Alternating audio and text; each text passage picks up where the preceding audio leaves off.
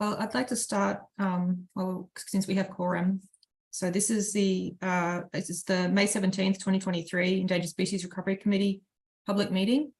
My name's Lainey Berry. I'm here representing Department of Land and Natural Resources. Could the members introduce themselves, starting with Lisa? Good morning. I'm Lisa Spain, and I'm a member at large from Hawaii Island. Thanks, Lisa. Loyal? Loyal Mehrhoff, and I'm also a member at large. Thanks, Loyal. And Bob? Hey, I'm Bob Reed. I'm the Deputy Director at USGS Pacific Island Ecosystems Research Center. Thank you, Bob. I'd just like to remind committee members, if you can, oh, there's Michelle. Sorry, just like to remind committee members, if you can leave your cameras on during the meeting. Unfortunately, we need to be able, the public need to be able to see you at the meeting. And if there's anyone else in the room with you, you'll need to let us know. Hi, Michelle, we're just doing introductions. Can you introduce yourself?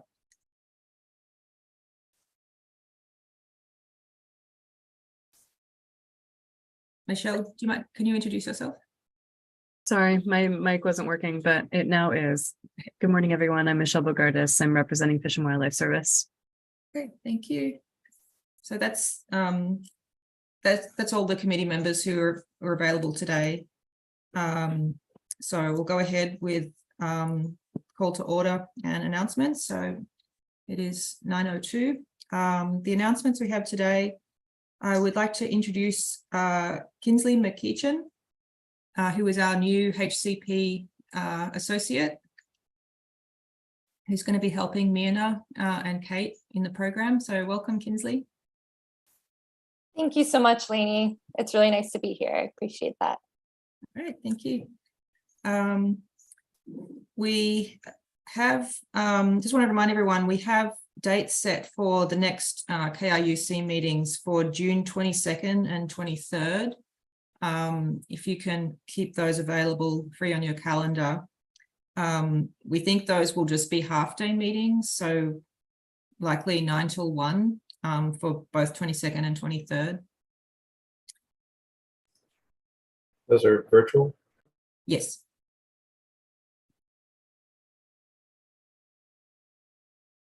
And we have some dates in August, September, and October that we wanted to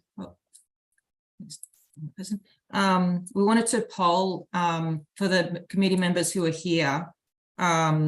These are dates that are available for KRUC, and we wanted to see if those dates work for the committee members. I think, Kate, do you have a slide showing those dates?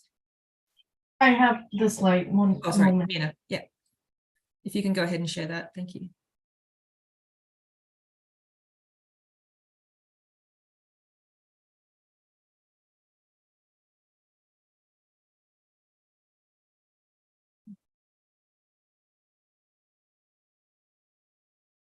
Okay.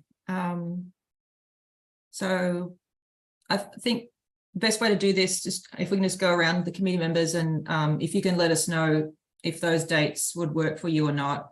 Kate's also going to send a poll, a doodle poll if you prefer, if you don't want to do it on the spot now, if you'd rather do it by doodle poll, but those dates all work for me. Lainey, I know I can do the August dates and the October dates. September, I am unsure of at the moment. Okay.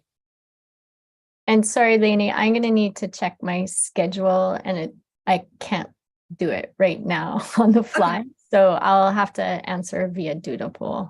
No problem. I did send the poll out to everybody right for the meeting. So if you have a chance, that would be great. Thanks, Kate. Same. I'll say that that August week looks okay for me. September and October are currently iffier. There's a few things that I'm still unsure of. Mm-hmm. Okay. So for the agency folks, Michelle and Bob, if you personally are unable to make it, but you can delegate another participant to represent your agency on the committee, that's fine too. Just have them fill out the doodle poll so that we know that the agency seat is available. Got it. Thanks, Kate. I will be back by then, so that shouldn't be a problem. But if I can't be here, Aaron will sit in. Thanks. And Loyal, are you able to confirm, or do you want to do the by doodle poll? I think I've rotated off the ESRC by then. Oh, I think Okay. June is my last month, but you can check the records on that. yeah, okay. If, I'll check with boards and commissions. We may be able to keep you on until we get a new person. yes, I know the October one won't work. That I do know. But the others I would have to do like most people and check. Okay. All right. Kate, can I confirm though, or Lainey, that there is not intended to be any meetings in July? Not for KIUC. For Not anything? available. Okay.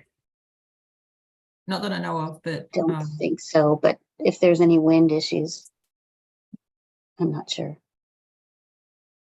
Okay. Thanks. and then in the last meeting, we had talked about rather than scheduling meetings on the fly as we've been doing, we talked about whether we need to go back to scheduled meetings. Similar to how the BLNR has meetings, you know, every 2 weeks. We don't need to go to that extreme, but we talked about potentially having scheduled annual or quarterly meetings, but then internally we discussed maybe monthly, and then if we don't need the meeting, we'll just cancel it.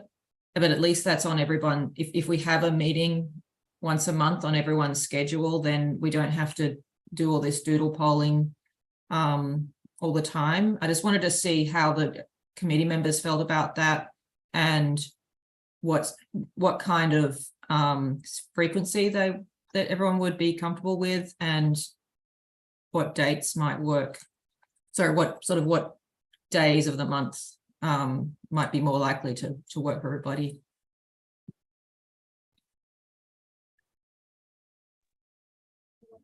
I mean, for me, I would appreciate regularly scheduled meetings because it's easier to block out a calendar far in advance. Plus, and then it doesn't have such a feeling of like us meeting and then not meeting for months and then meeting a whole bunch of times. So I would appreciate it. Okay. Monthly, it depends what we feel is kind of in the coming up in terms of needed changes, etc. Yeah. And I also think the annual review meetings, having a good solid understanding of when those can happen and should happen, because I feel like our year slips away from us and all of a sudden we're reviewing 2022 material when 2023 actions already need to be discussed and in place. Yeah. Because it's May 17th. Okay. And then I should add as well, if we have regularly scheduled meetings, but there's other agenda items that come up that need to be heard more like sooner, then we would schedule additional meetings as needed. So we wouldn't just be stuck to those scheduled meetings. Yeah, and I think for the rest of this year, given that we have so many issues coming up, that scheduling a monthly meeting, even if we didn't need it and we could cancel it, would make it so much easier for everybody's planning. We wouldn't have to send any more doodle polls out. We'd have a day reserved, whether it's like the third Thursday or the second Wednesday. That's what we wanted to ask you guys for some possibles. We'd also need to check with Melissa and Kavika, who can't be here today, but you know, if each of you have a few days that you could throw out as currently available, it would be great to schedule those. And if you want to think about it and look at your calendars and get back to us via email, then that's fine. I know it's difficult to do while you're in a meeting. How many hours are we talking? 2 hours? You know, don't get mad, but it would be great if we could just reserve a day. And then if we only need half of that day, we'll use half of that day. If we need all of it, we'll use all of it. But if there are, days that currently don't have any other standing meetings booked, if we could just reserve one a month. I'll say I have 0 days every day, but some of those I can skip. Yeah. But also, if we're talking, yeah, I realize that within that day we can find time to work. Sorry, you're fading in and out for me, Bob, but I think you said that I think I got the gist of it, that you've got meetings scheduled every day, but some of those are more urgent than others. So, yeah, that makes sense. Well, and that's the goal, I think, of trying to get these on your schedules months ahead of time. If we had a standing Thursday or whatever booked every month for 6 months, then ideally you wouldn't schedule other meetings on that day. So I realize for the first, upcoming near future, there's probably going to be some conflicts, but we're trying to make it simpler in the long run by having standing meetings. Yeah, but I think a lot of us have meetings. We don't schedule them. They're just meetings that get scheduled for us and appear on our calendars, and we don't have any control of them. But then there's other meetings that, yeah, we schedule, and we can schedule those around what's already on our calendars. But then, yeah, maybe we can look at our calendars and try to come up with a day or a couple of options that are more likely to work than others. Okay. And if that's inconvenient to do in this right now, I can do that behind the scenes later. Yeah, I know for me, I'm going to have to put some thought into it, and I think others might need to as well. Okay. But just something to think about. I'll just put out there that I'm flexible. To me, the value is in the pre-scheduling so that we're not scrambling for a date. A monthly day seems like a whole lot, but I can make that work if need be. Yeah, and I think I'm hopeful that it's not going to be, we're not going to need it every month, a full day. Hopefully we can scale it back or even skip some months if we don't need anything heard. So I just wanted to see are people okay with trying this out for a month, like monthly, and see how it goes? And then if we feel like it's too much, we can scale it back to every 2 months, or does that sound okay?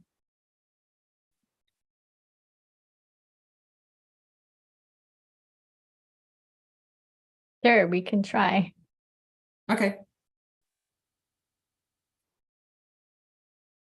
Kate, maybe you and I can talk about how that affects the doodle poll that you just sent out, but we'll discuss internally.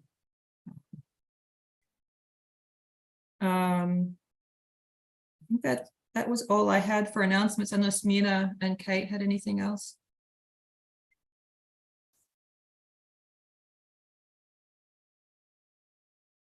No. Okay, item 2 is approval of minutes from the April 28th, 2023 meeting. So Kate posted those minutes, or Mina maybe, I can't remember, sorry.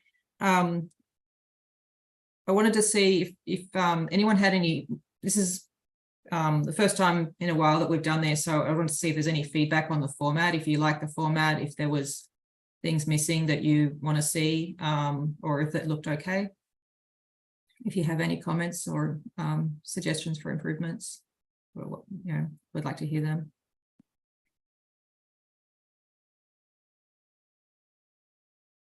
Nothing. Okay, well, I'd like to motion to approve the minutes from April 28th. Second. Thank you. So can I get a vote? All in favor? Aye. Aye. Or Boyle, did you?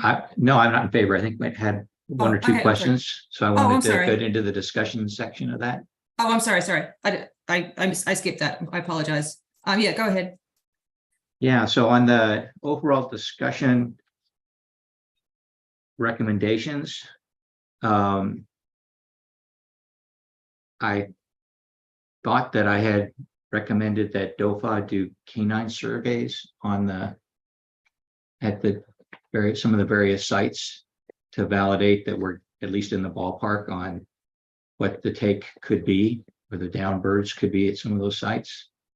So I think that's pretty important to do. And I think I made that recommendation, as well as doing a real care trial to look at carcass retention.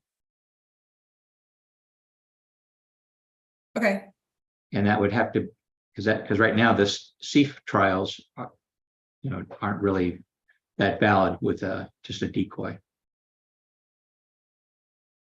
Okay, so we'll amend those. I think, Linda, can we vote to recommend with Loyal's additions? Is that the process, or do we need to make the additions first and then vote? No, you can vote to approve the minutes with his amendments. Okay, so I'd like to motion to approve the minutes with Loyal's additions incorporated. I'll second. Okay, thanks. Okay, all in favor, please say aye. Aye. Aye. It's unanimous. Thank you. Okay. So thank you for that. And if you have any further feedback on the format, you can email Kate and Mina as well if you have any other comments or recommendations regarding the format itself. But we'll be proceeding with that that format from now on. So, we welcome your feedback. So item 3 is the participant presentations of the Kauai Seabird Habitat Conservation Plan annual reports and discussion, items A, B, and C. And I would like to turn it over to Lisa Bale for item 3A, which is NCL. Thank you, Lisa. Thank you. I will actually be presenting on item 3A, B, and C for all three. I wanted to start though with an apology to the ESRC. I was scheduled to be before you on April 28th. I had a medical emergency that didn't arise until the night before, which landed me in the emergency room. I am perfectly fine now, but it was a circumstance that really took me off my feet for about 3 days. And I apologize that I was not available during your last meeting. I also wanted to apologize that it's my preference that these reports be given by the biologist who did the work. That is Reg David, who did the work with these 3 clients last year. He has had a more long-term medical situation that he's experiencing. I'm hoping he'll be back with us soon, perhaps even before the end of the month. So that leaves me reporting on the work that Reg did last year with our clients, and I am knowledgeable about it, and I've gotten myself up to speed on April 28th. I'm ready to go forward today. My clients have actually been quite eager to report to you on all the work they did last year, but it comes with those apologies for me that I wasn't available last time, and that it would be my preference that these reports be given by the biologist. So that's what we intend to do in the future. I am next going to screen share. Lisa, so that you can see my PowerPoint. Lisa, we're certainly glad that you're feeling better. Thanks for being here. I am completely better, and I'm sorry. I think I've just seen in hearing your discussion this morning on scheduling, I see how difficult it is for the committee, and I certainly apologize that I put you in that circumstance. So I will go through these presentations in the order that we have them on the agenda. First for Norwegian Cruise Lines. And we had some differences in our permit this year with Norwegian Cruise Lines. At the time we applied for the permit, we had one vessel here in Hawaii. That's the vessel shown on the upper left, which is Pride of America. This is the vessel that you'll see if you're on Oahu down at Aloha Tower Marketplace for about a day every weekend. It goes on regular journeys around the islands. At the time we applied for our permit, this vessel had not had a downed bird for more than 10 years, but we wanted to have coverage, so we applied for the coverage. Our permit actually gives us coverage for all NCL vessels in Hawaii. And in fact, last year we did have 3 vessels somewhat unexpectedly in Hawaii, and that's what I'll be talking to you about. So the vessel that's usually here, Pride of America, is up on the upper left-hand corner of the screen. One of the additional vessels was the Norwegian Spirit, which is on the lower right-hand corner of the screen. And what I don't have a picture of on this first slide is the Oceania Regatta, which was also here in Hawaii last year. So briefly reviewing our permit history, the incidental take permit and incidental take license were issued in early June of 2020. They have not been modified or transferred since they were issued. The take that's authorized over the 30-year permit, and again, we were applying for take even though we hadn't had a down bird on any of our vessels for the years prior. Over the 30-year permit term, the take that's authorized is 30 lethal and 30 non-lethal Newell shearwaters, 6 lethal and 6 non-lethal take of Hawaiian petrel, and 6 lethal and 6 non-lethal take of Bandrup storm petrel. So this slide summarizes the vessels that were here in Hawaii in 2022 that I just described and showed you pictures of. Excuse me, the Pride of America has a typical weekly cruise track that's shown in the upper right-hand corner. That's throughout the seabird fallout season and throughout the year. The Norwegian Spirit was only here for particular dates, October 15th to 23rd, 2022. Excuse me, November 22 through 30, 2022. And it was in port in Nawiliwili Harbor on certain dates in October and November 2022. Oh, sorry.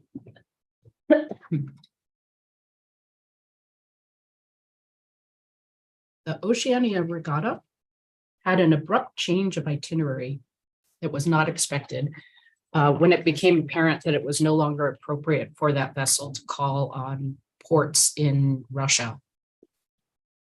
It was in Hawaii waters October 1st through 5th, 2022. Excuse me.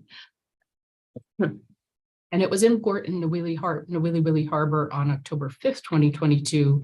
That, however, was only during daylight hours. So in Hawaii waters for 4 days, but in Nawiliwili only 1 day and not during darkness hours. So what I have following is a separate slide for each of the vessels and a report on compliance activities for each of the vessels. First, Pride of America. Pride of America has about 625 daily crew members during the fledgling season. For training, all crew, as the permit requires, were trained in seabird awareness and searching. We did conduct our lighting audit in advance of the seabird season. It was conducted by Reg David, accompanied by the onboard environmental officer on September 8th, 2022. Ordinarily, the senior director of environmental operations for NCL would also attend in person. She was not available, so she did receive an update by phone and an email following that audit. The audit determined that the lighting was in compliance with KSHCP requirements. There was an additional recommendation to further darken the vessel using amber sleeves for fluorescent bulbs on deck 13. And those, in fact, were installed at the earliest date, which was January of this year. There was a second ship visit by the resort biologist. So our practice is to have the lighting audit in advance of the season, but then to have several revisits. So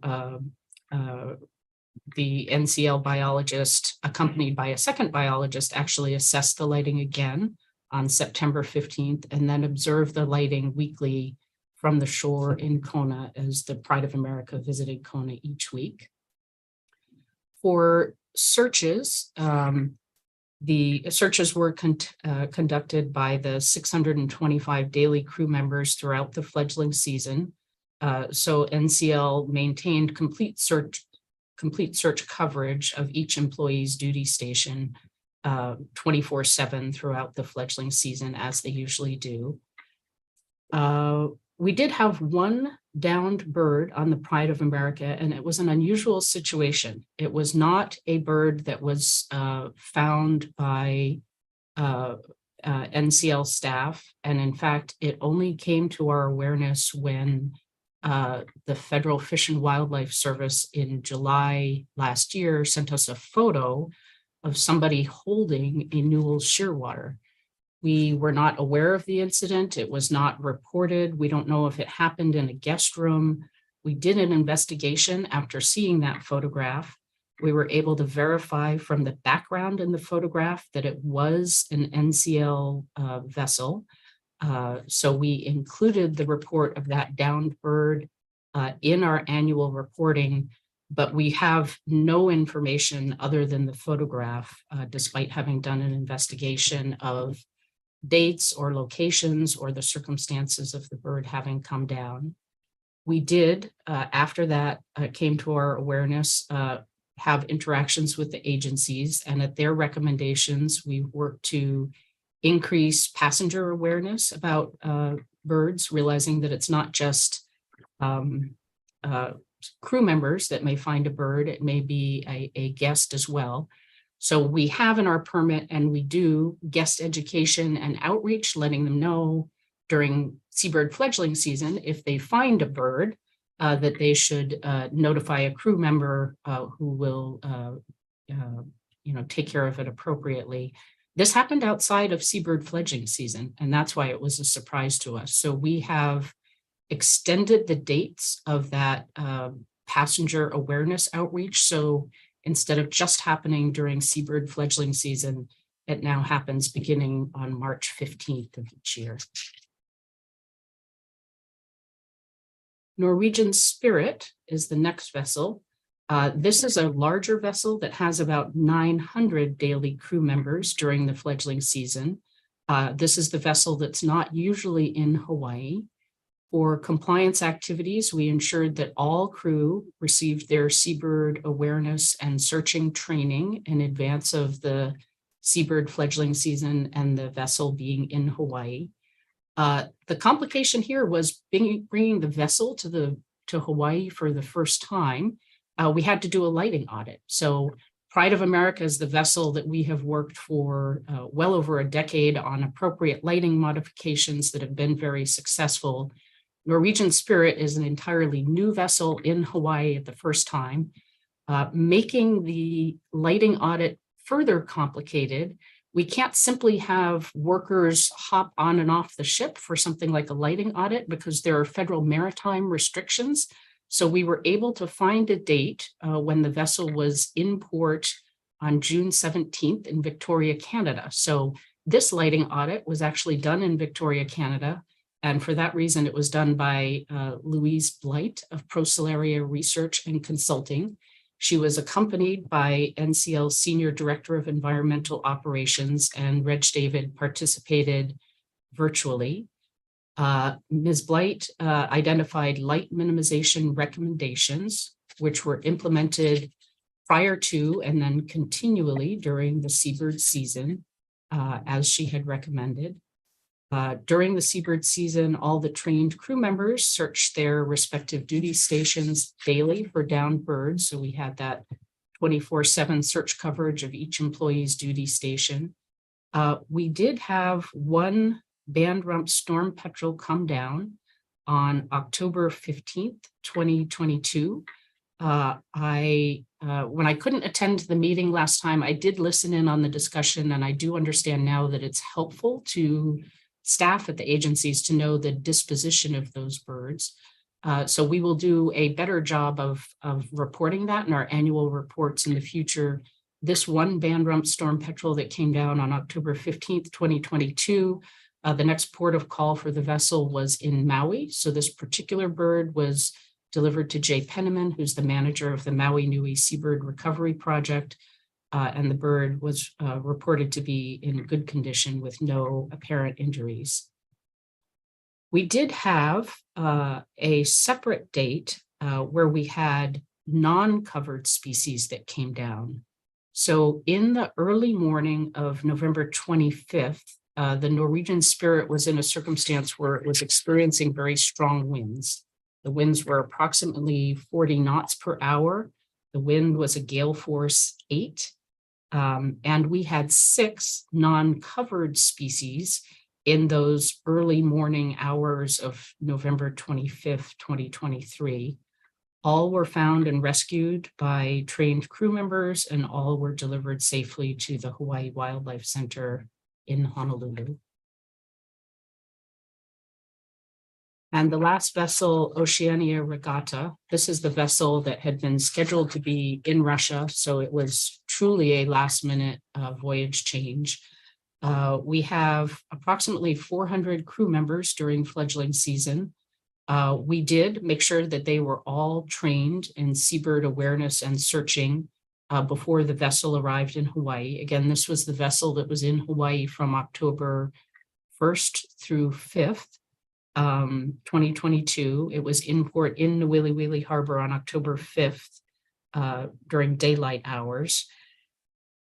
We were not able to conduct the lighting audit. And again, this was because it was a last minute change and because of the federal maritime restrictions on boarding vessels and conducting work on vessels.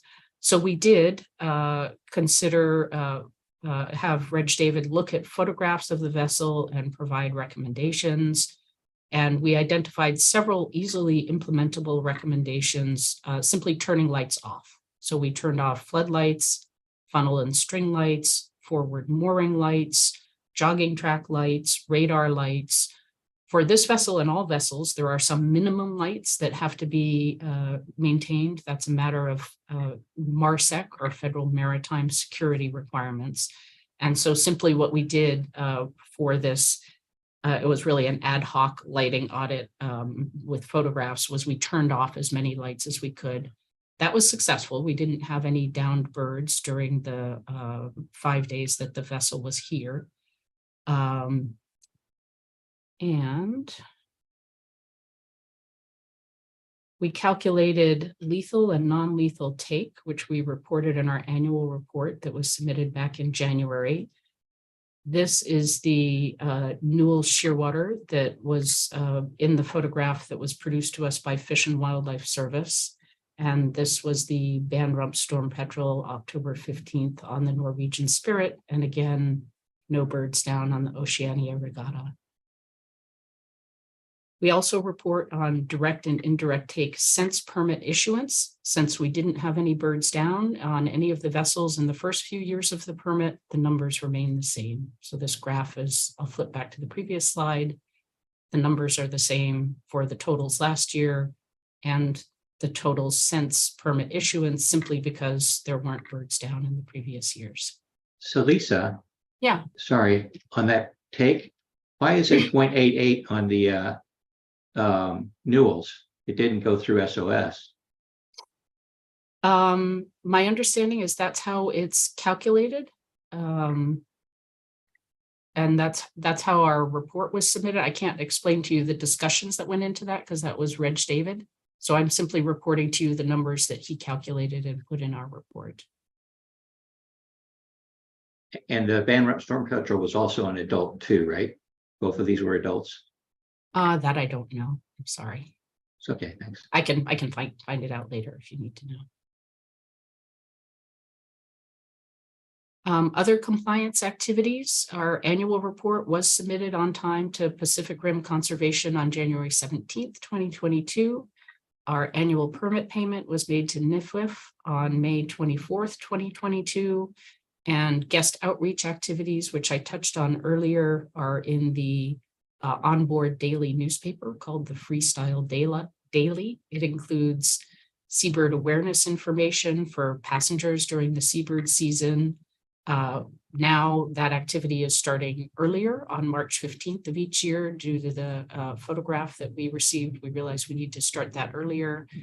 And then also as part of guest outreach, the ship's hotel staff closes cabin draperies each afternoon during seabird fledgling season as part of the turn down service.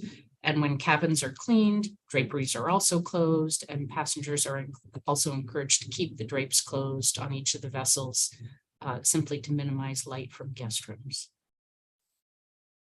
So let me know if you have any questions, or I can jump back to any of the earlier slides.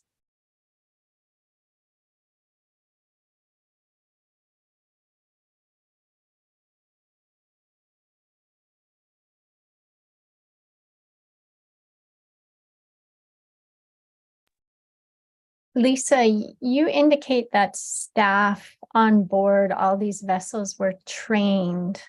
It's a pretty monumental task when there's 900 staff members on a vessel that has never been to Hawaii before. Kind of both of them, the Norwegian and the Oceania. Is there a clear documentation of how that staff training occurred and if it actually hit all those members? Mm-hmm. So one of the largest vessels is Norwegian Spirit, and this is one where the environmental officer working with an NCL biologist has been doing this training for many years, including before the permits were issued. When the permits were issued, we realized we needed to track that training very carefully. So attached to our annual report is a detailed log of each training, the date it occurred, how many people attended. We have also in our annual report a copy of the PowerPoint presentation that was given.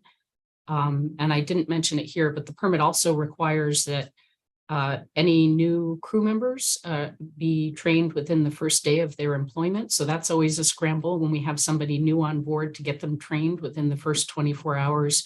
So we did have some one-off trainings that we recorded in that circumstance. The more difficult trainings were the vessels that had never done the trainings before. I'm sorry, it's the Pride of America that's been doing I misspoke earlier. It's the Pride of America that's been doing the trainings for long before the permit was issued. The Norwegian Spirit, we did also train the 900 crew members. We have documentation of all of that in our annual report. And then the Oceania Regatta, again, all of the crew were trained, including I don't know if the regatta had new staff that was joining during this period, but we did train all of the 400 daily crew members, and our annual report has the dates of those trainings, the copy of the PowerPoint, and the number of people that attended the trainings each day. So when you look at the annual report for KSHCP, and I have a paper copy here, you're not going to be able to see it well on the camera, the annual report that's prepared by Lindsay Young, you see a big jump in the training numbers for 2022. And that's because of NCL, because there are so many staff on each of the vessels and because we had the 2 additional vessels this year.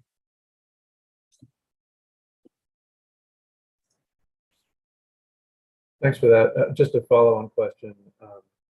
In the November letter to NCL, there was a request to provide the training module ahead of any trainings that were going to occur this year so that it could be reviewed by Fish and Wildlife and DOFA because it's revised every year. Just wondering, did DOFA and Fish and Wildlife receive that before the trainings occur for review? The trainings occur before the seabird season. So the trainings occur usually pre-September 15th. This request came in at the end of seabird season after the training was already done. And yes, the PowerPoint for that training was included in our annual report in January. At that point, of course, by the time we had received the request and done the training, it was already done. I don't think there are substantial changes to the training each year. I think the major changes to the PowerPoints last year was at the request of the agencies. They wanted photos of the birds, not just flying or in an open environment, but showing birds that might be hiding under a structure or a piece of equipment. And so I believe I'm correct that all of my clients modified their PowerPoints last year to provide those photographs that were sent to us by the agencies as part of the training. And then this year, we can certainly share those PowerPoints in advance of giving the training. If anybody wants to see them, that's not a problem.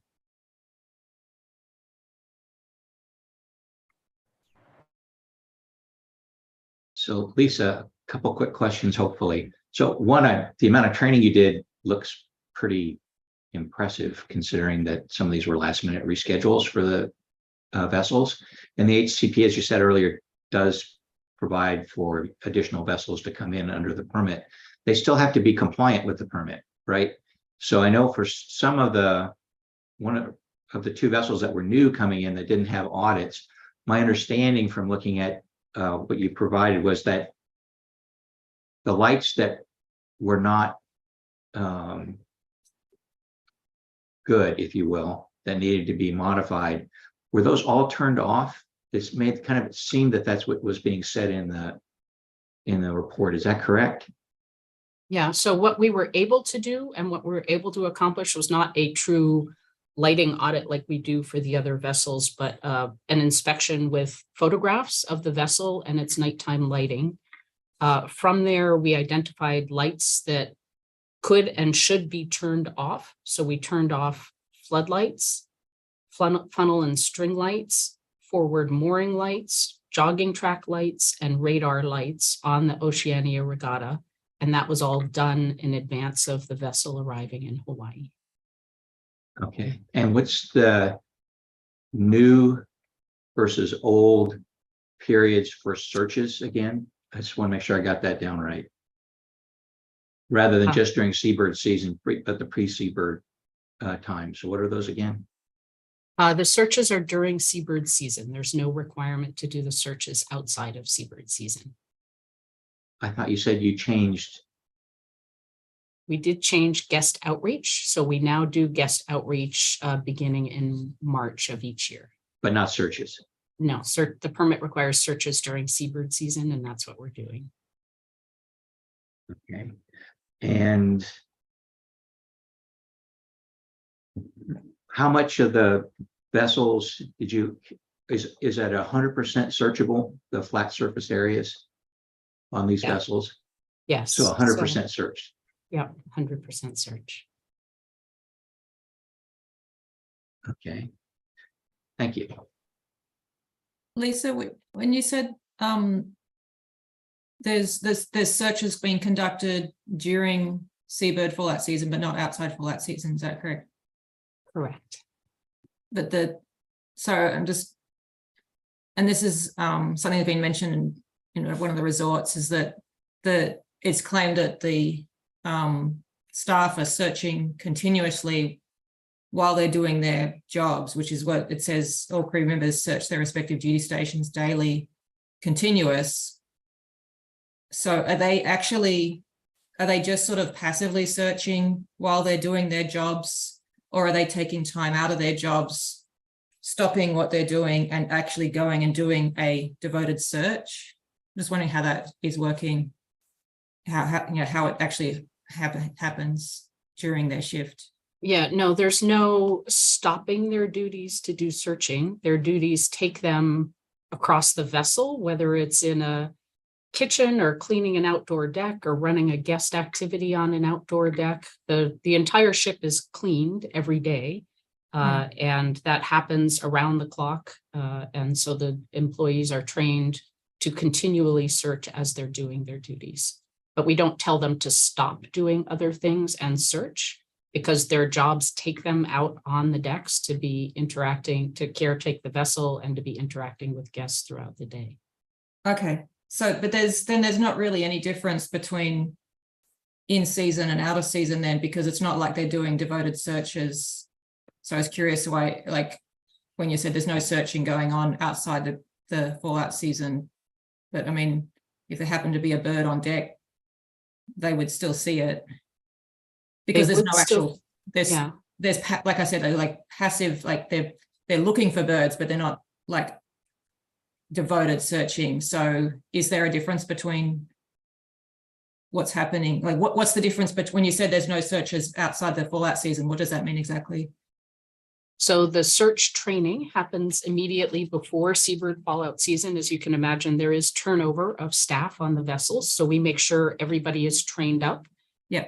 And as the permit requires before September 15th, which is the start of seabird fallout season. And likely some of those trained staff remain throughout the rest of the year and are knowledgeable about what to do if a bird comes down and it's called to their attention. We have never had that circumstance happen.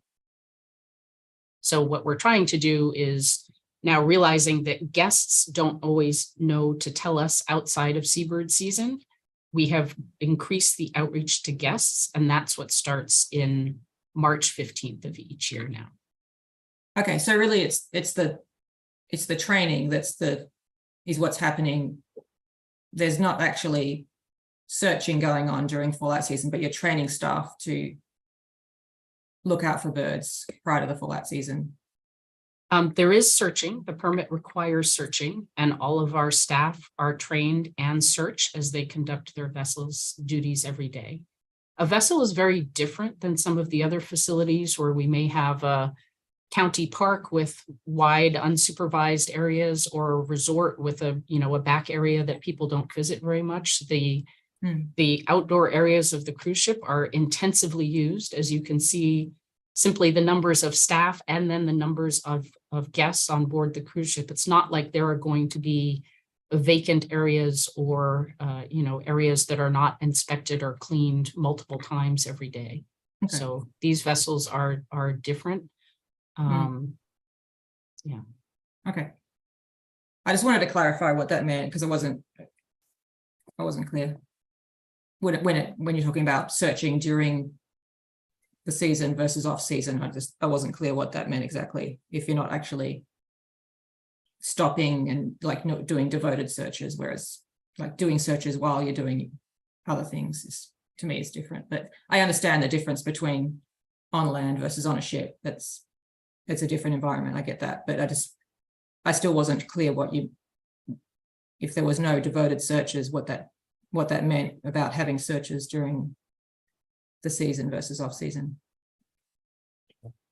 So any further questions there?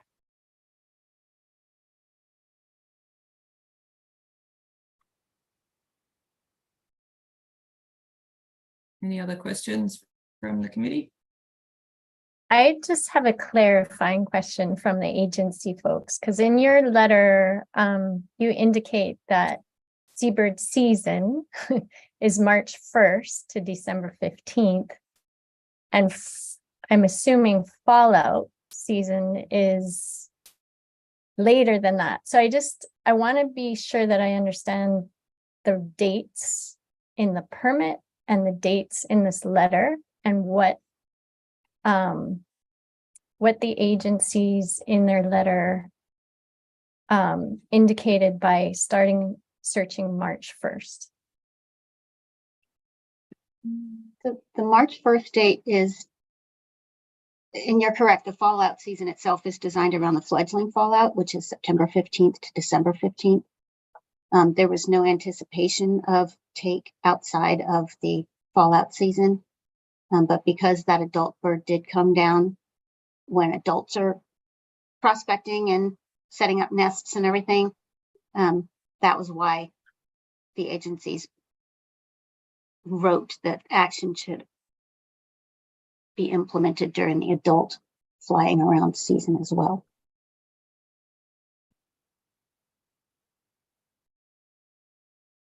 So to follow up a question on that, since this was an adult and the assumption with most of the lighting has been that we were going to get juveniles. So we picked up 2 adults here, an adult Newell's and an adult band rump. So, and the band rump was within the fallout season, but the Newell's was not. So is this something that you would be looking at for amending an HCP to be able to extend to the non-fallout season? This is again back to the agencies.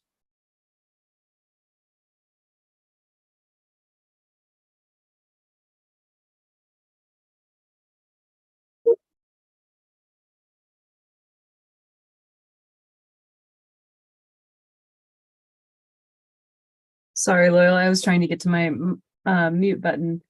So as far as Lisa, you can check me on this one, but I don't believe that NCL currently has permitted take of adults as part of their permit. Correct? Have the permit here, so keep talking and I will look at it Okay. as we talk. So yes, this is a concern, right? Yes, there's permitted take of fledglings that come down as a result of light during the fledgling season of September 15th through December 15th. But the take of adults is a different thing, because typically what we anticipate when we have the take of adults is that it would also result in the indirect take of an egg or a chick as a result of the loss of the adult. And that is something that is not currently factored into either the loss of the adult or the loss of a dependent egg or chick is not currently factored into the permit authorization, I think. It is for some of the KSHCP permittees, but not all of them. And so that is something that the agencies would need to look at and recommend whether or not NCL needs to amend their permit to include the take of adults and the indirect loss of a dependent egg or chick as a result of this occurrence, or get to the point where we feel like it's highly unlikely that adults would come down based on modification, additional minimization measures that they have implemented.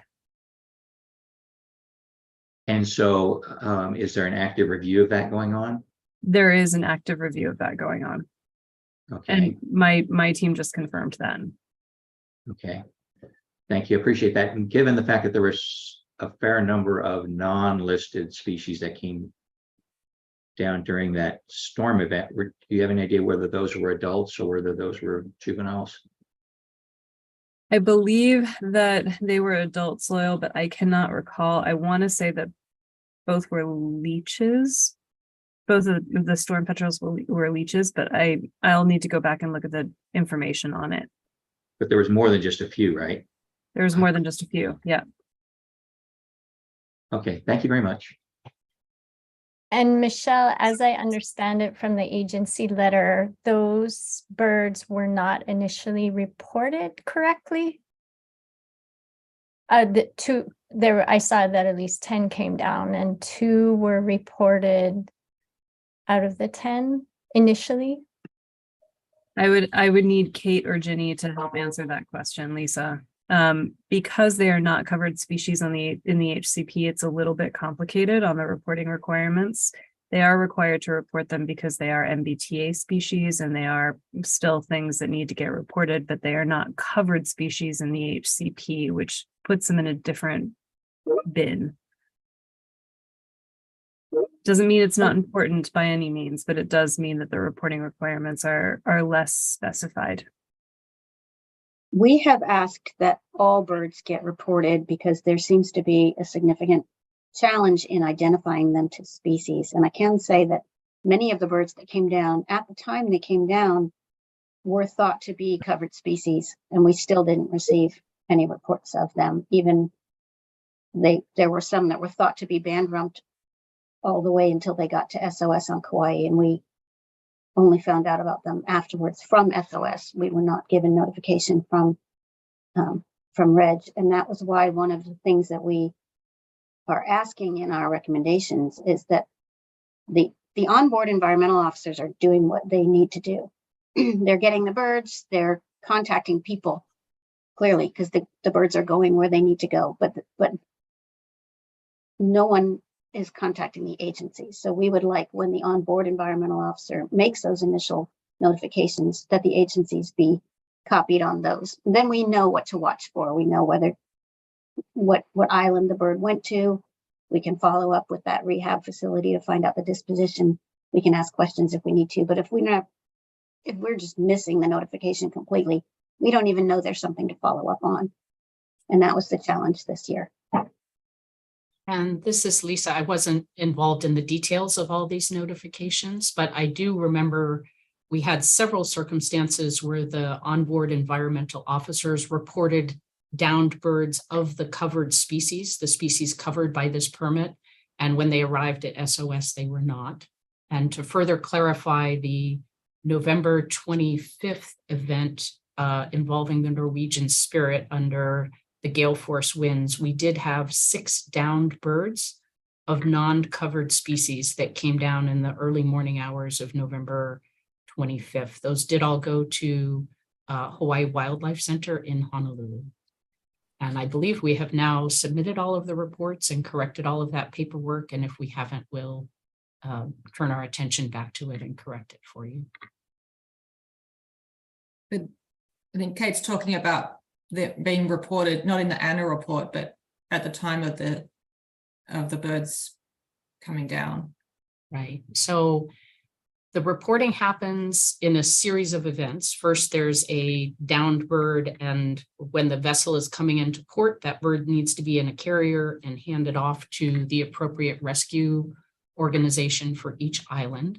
That happens in a series of calls to the rescue organization. And Kate, correct me if I'm wrong, but I think what I'm hearing is when the rescue organization is called to come and pick up the bird, you would also like to get a call that we're making arrangements to have a bird picked up. The second step of the notification is to submit the written paperwork, that downed wildlife form with the details. Where was the bird found? What was the disposition of the bird? And that certainly goes to the agencies. It's been required by the permit, and we've been submitting those.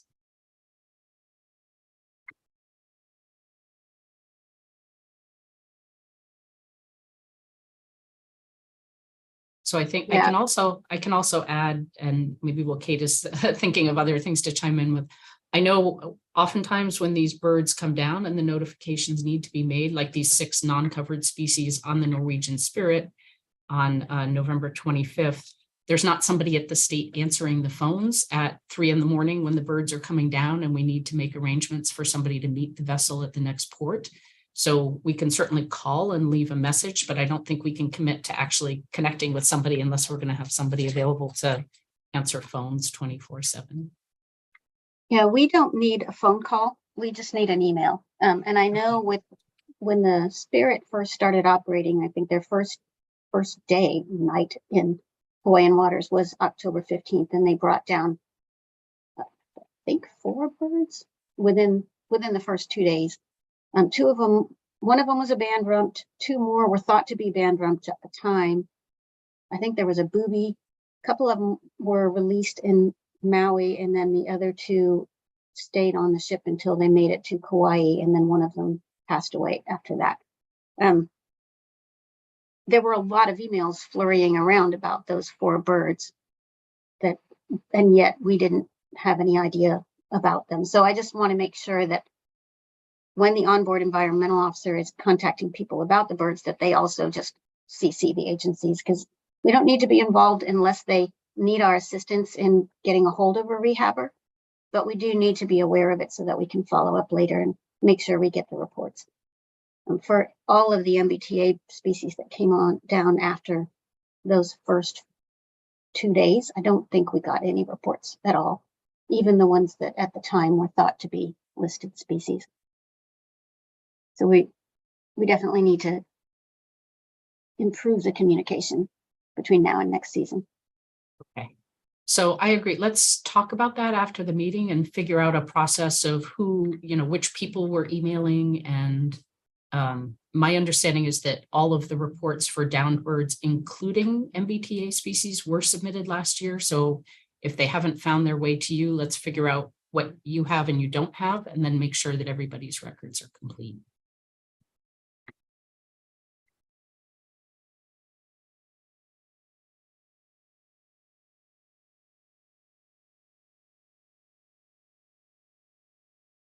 Any more discussion?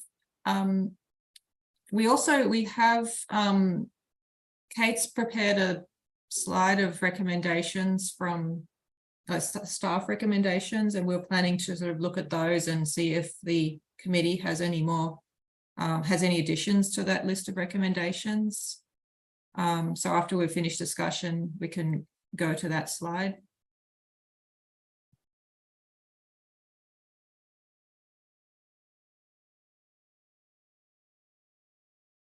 Are we ready for that? I can try sharing screen. If anyone else got any other questions for Lisa? Or?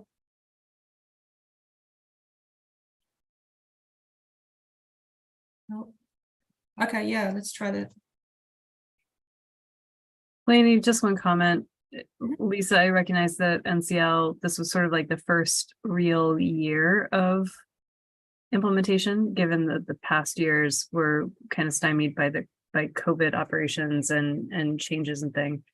So I'm looking at this next year for NCL as sort of the second full year of implementation of the HCP provisions. It does seem like there's some communication pathways that need to get resolved, but I appreciate you working with us to try and get those things up and running before September 15th.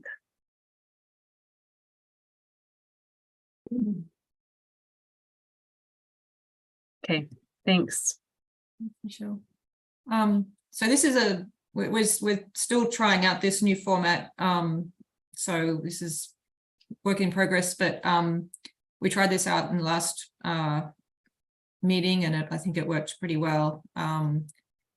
Kate, do you want to lead us through these, and then we'll go to discussion? Or sorry, we'll go through each section, and then yeah, if you can, go like a lighting, staff training, outreach, etc. So if you want to go section by section, then we can discuss them and amend them and add any additional recommendations from the committee. Okay. For lighting, our main recommendations are we would like to have some of our Kauai staff participate in the lighting audits when they're done on Kauai. We also want to have a further discussion with NCL about the lighting spectrum. We put this in the November letter as well because Reg was recommending blue lights, which is not supported by any of the recent science that's come out about what spectrum is and is not attractive to seabirds. And then we wanted minimization at least to be implemented through the adult season as well to avoid further take of adults. Since those aren't on the permit, we're trying to avoid having any additionals. So if anybody has any additional recommendations to make specific to lighting, go for it. And you'd also, just to point out, you'd also included conduct the lighting audits by June so that there's enough time to make the changes required. Yes, sorry, that's in the text. I didn't read that out, but this last year, one of the lighting audits was literally done the day before the season started. So had there been any recommendations made as a result of that lighting audit, there would have been no time to implement any major changes or order any equipment or new lights or shields or anything between then and the season. And that similar happened on, I believe, the Spirit. They did a lighting audit in advance, but it wasn't enough in advance to make all the changes. And the Regatta, of course, was here and gone so quickly that there wasn't any opportunity there. But we would like them to just be on an earlier schedule to allow for modifications to be implemented and in place and actually reassessed prior to the season starting. Along those lines, Lainey, I'd like to see all the recommendations time bound. I think that it helps the permittees to see the priorities and the timelines necessary in order to implement the recommendations provided. Okay. Just a question for Lisa. In this coming season, are we expecting 2 vessels, 3 vessels, 1 vessel? What's the kind of schedule plan for the 2023 seabird season? Sure. So the vessel that will continue to be here is Pride of America. That's the one that's been in Hawaii for decades, that's had the most work on light minimization even before the permit was issued. That's why that vessel was not done. The lighting audit was not done until September. That lighting is known. It's reviewed every year. It doesn't change. And with the exception of the recommendation for the amber sleeves on deck 13, everything was determined to be in compliance as it had been in years before. For vessels returning this year, other than Pride of America, Norwegian Spirit will return. And again, Norwegian Spirit was the vessel that was inspected in Victoria, Vancouver, Canada on June 17th of last year. So there was adequate time to implement all of the lighting recommendations from that audit.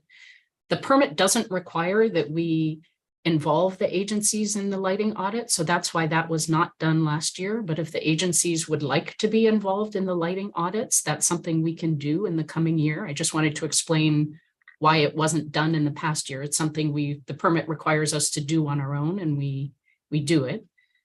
For the coming year, we do know that the Spirit will return to Hawaii September 11th until November 30th, but won't be in Hawaii that entire period. We know that the Norwegian Spirit will be in Hawaiian ports September 11th through the 19th, October 5th through 14th, October 29th through November 6th, and November 22nd and 30th. So what we will do now, knowing those dates, is look especially at the moon calendar and see if we're going to have one of those weekends where the moon phase will coincide with likely increased seabird fallout season, and have a special scrutiny and preparation for that weekend if we need to. The Regatta is the third vessel. That's the one that had the quick change of schedule because of it was scheduled to be in Russia last year. That vessel was only scheduled to be in Hawaii this year in April. So that has already happened, and it is not scheduled to return during seabird fallout season.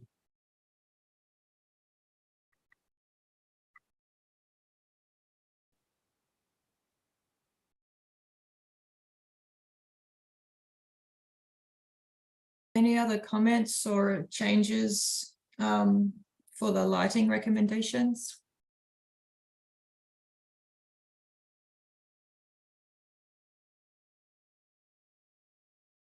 I'll move on to the training portion. Dilek Sahin, who is the new CASERP coordinator on Kauai, wanted to assist with that training if possible, and also wanted a chance to meet with the onboard environmental officers to specifically talk about the best ways to actually handle the birds. There was some concern about how the birds were handled last season. I think the onboard environmental officers had been trained to do an initial assessment. We were told that Reg had told them to stretch the wings out and stuff in order for him to make a species ID. But as we had noted, the species ID is not relevant to how the bird should be processed. So we should be getting the same notification regardless of species, and they should be handled and rehabbed the same regardless of species. So we would like for the birds to be handled as minimally as possible, just kept calm, put in their container, handed off to either a vet or a rehabber. But that was something that Dilek thought she could help with and go over any questions. And we also would be happy to arrange for a visit by Molly from SOS to meet with some of the onboard people who are actually handling the birds. We thought that might be helpful.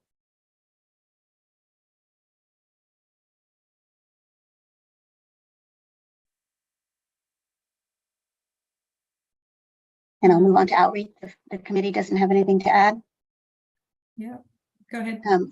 For outreach, same thing that Lisa already brought up. We are recommending that the outreach pretty much happen year round. The boat is quite bright when it's in a dark ocean and can bring down, I mean, any of us who've been on boats at night know that any boat can bring down any bird if there's a light on. So having outreach to the passengers just to avoid an incident like what we had last year would be helpful. That way, if they do find a bird, the passengers themselves are aware of who to contact on the ship so that the bird can get captured and processed.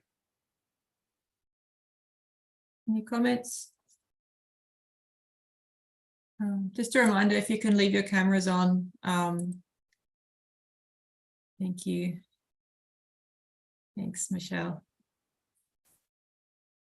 So I understand your desire to have year-round passenger orientation on that, but I'm still confused why you wouldn't do that for your crews also at the same time, because it seems like if you had a passenger being told, turn this into a crew member, this bird that you found, but the crew hasn't been trained, that seems like a disconnect, especially. So it seems like that whole aspect needs to be rethought again for the cruise ships, particularly since there was not anticipated adult take for these birds. I went back and looked at the HCP. So maybe that gets sorted out initially between the agencies and the NCL, but it does need to get addressed somehow, and also adjust the take estimates and things like that.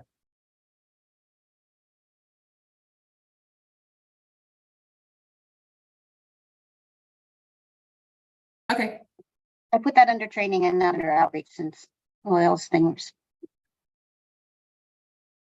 regards the crew and their participation. The next thing is recovery of downed seabirds, a lot of which we already talked about. DLEC wants to work with the onboard environmental officers to review handling procedures.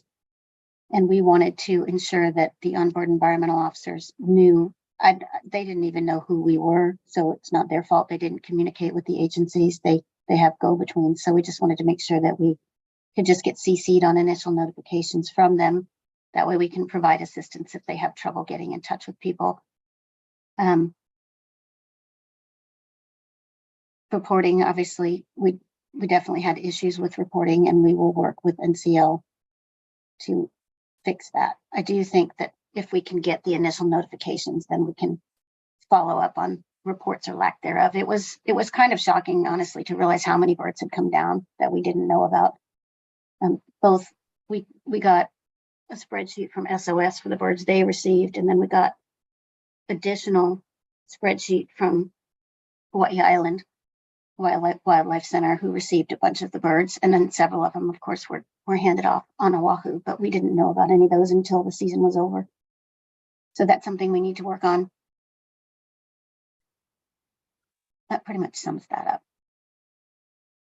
We've discussed most of these, so I just wanted to see if the committee had anything to add. Yeah, and so the reporting wasn't good, and there was that glitch on how to release birds or how to process them. But I do have to say that was kind of unexpected, by some of that the crews would have to deal with that. So I'm actually pleased that they took some good measures, they didn't just like kick them off the side of the boat. They tried to do the right thing as best they could. So I do have to give them credit for that.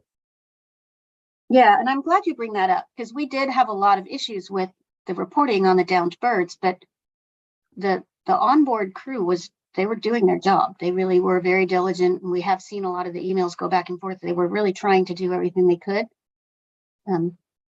So there was no fault in the way they were doing anything. They just didn't necessarily have the correct instructions. Yeah, so I do think that's important to note, because you don't want to discourage those people from doing the right thing as best they can. So we just need to make it a little bit better. Yep. And that pretty much sums up our reporting comments too. So does anybody have anything to add? I have a couple of things, but I can wait until somebody else talks. I just have one, and it's what we talked about earlier. I think the agencies need to talk about this offline, but it may well be appropriate for us to recommend that NCL seek an amendment to their permit to add adults. I don't know if we're going to make that recommendation or not. I think some of that depends on further minimization that gets us down to a level where we think that take of adults would be extremely unlikely to occur, but it is possible that recommendation will happen. And I have a couple additional ones. I do want to follow up on that. Given particularly the wind event that happened, that had adults come in, I would be less optimistic that you could find some way to exclude adults.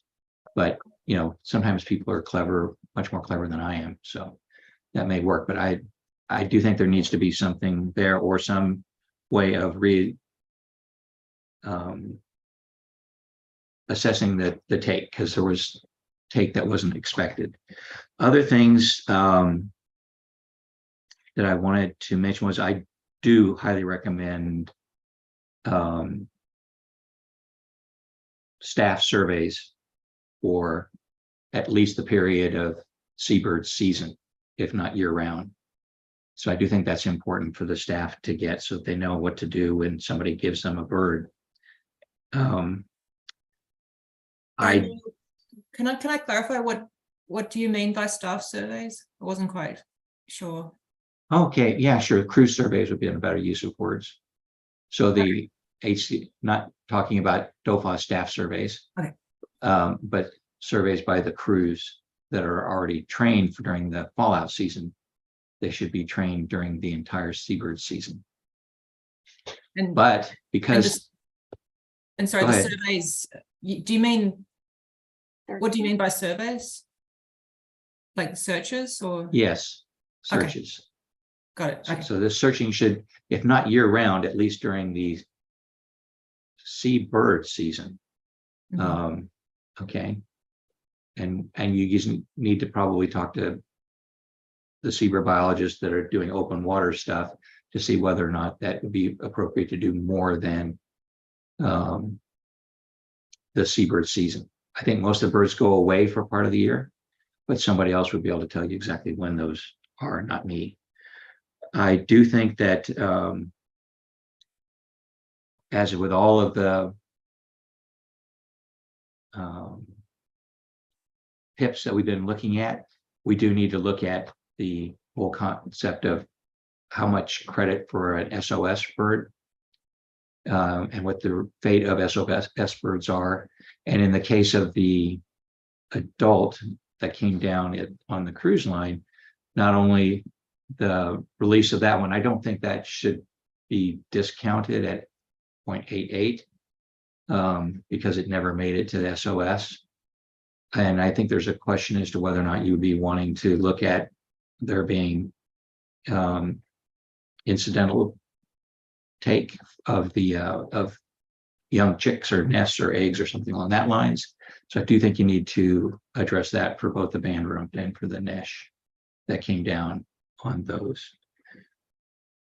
I wish there was some way that you could get some sort of more independent visual review of what happens around the ships when they're at sea at night via video or something on that lines, but I don't really have any good ideas on how you would do that. I just think that there's something that we could do to try to figure out just how attractive those ships are out in the ocean, open ocean, but I don't really know how to do that. And I think those were my primary things that I wanted to mention. Thanks. Thank you, Loyal.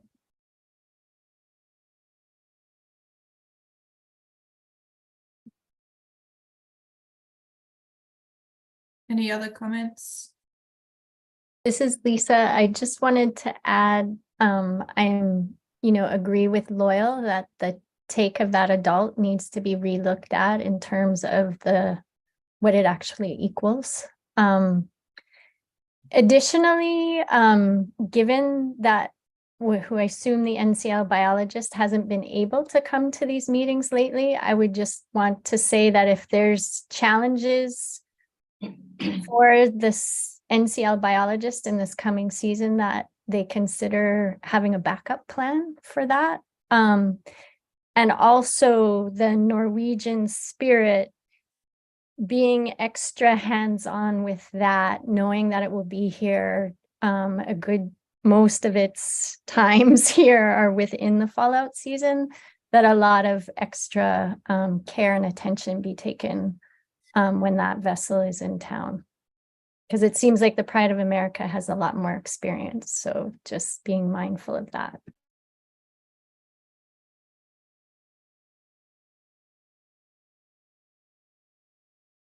Is that in regards to their lighting minimization or searching, or just sort of everything?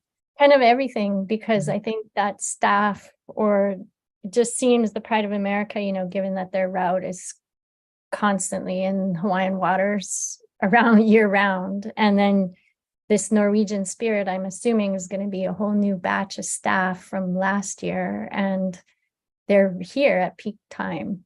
So. Okay. So training, lighting minimization training, and just searching and procedures, response procedures, the whole spectrum.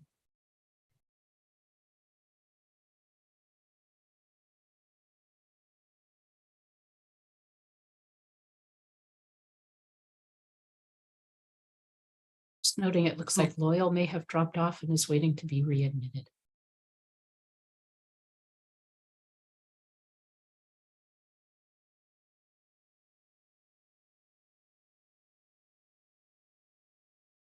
Okay. Is that Stop sharing now so that Lisa can go on for her next one. okay? So we finished with NCL. I just wanted to check to see if there's any public comments. No comments or questions from the public. Okay. Is everyone okay with proceeding, or does anyone need a break, like a 5-minute break?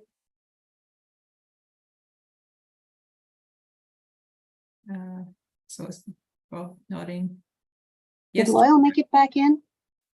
I don't see him. Oh, he's asking to be entered. Can you admit him? Or do you want me to? I can't even see that. So if you can see it, please Oh. do. He's in now. There he is. Does everyone want a 5-minute break? Or do you want to? Sure. A Yeah. 5-minute break would be great. Thank you. Okay. So we'll be back at 10:26. Thanks. Thank you.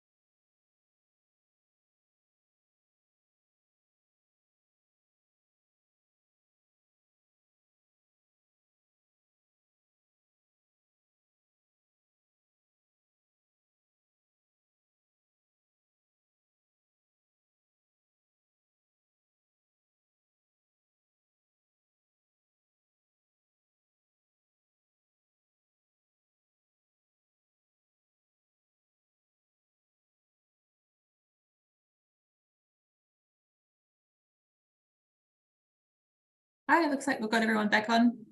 So we'll go ahead with the item 3B, which is the Sonesta Royal Kauai Resort presented by Lisa Bale. Thank you. Okay, let me share my screen again. Okay, and hopefully everybody's seeing my slide deck for Sonesta. I'm sorry, I need to interrupt. I wanted to go back to item 3A because we were going to vote on the recommended changes. So I'd like to motion to approve the recommended changes that we went through.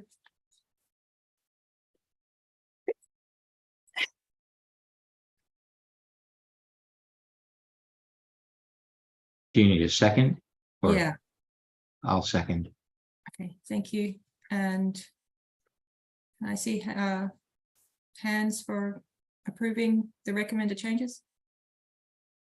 Thank you. Bob, did you? Well, we can't hear you.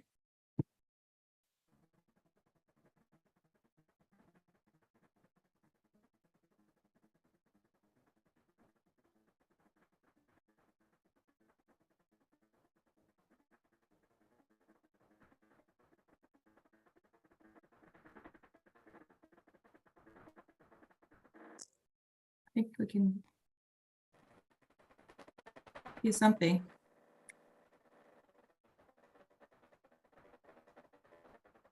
Nothing. If you put it in the chat, I can read it out.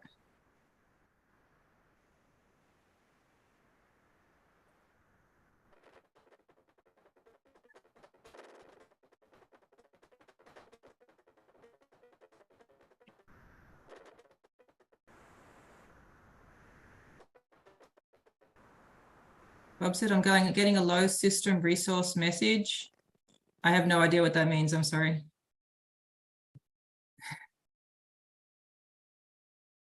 Are you Just getting? as an experiment, Bob, you could try turning your camera off and see if the volume of the mic works. Maybe you can at least speak. Nope. No, we That can't didn't hear do you it. or see you now. No, that doesn't work.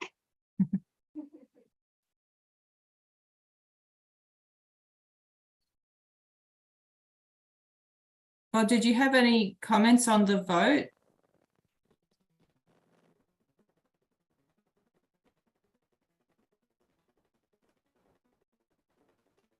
Oh, okay. Do you want to then just abstain from voting? That's fine. We had a majority. We had 4 and 1 abstain. So I think that's fine. But understood. Yeah, okay. So 4 voted to approve the recommendations and 1 abstain. Thank you. Okay, so sorry about that, Lisa. Can you go ahead now?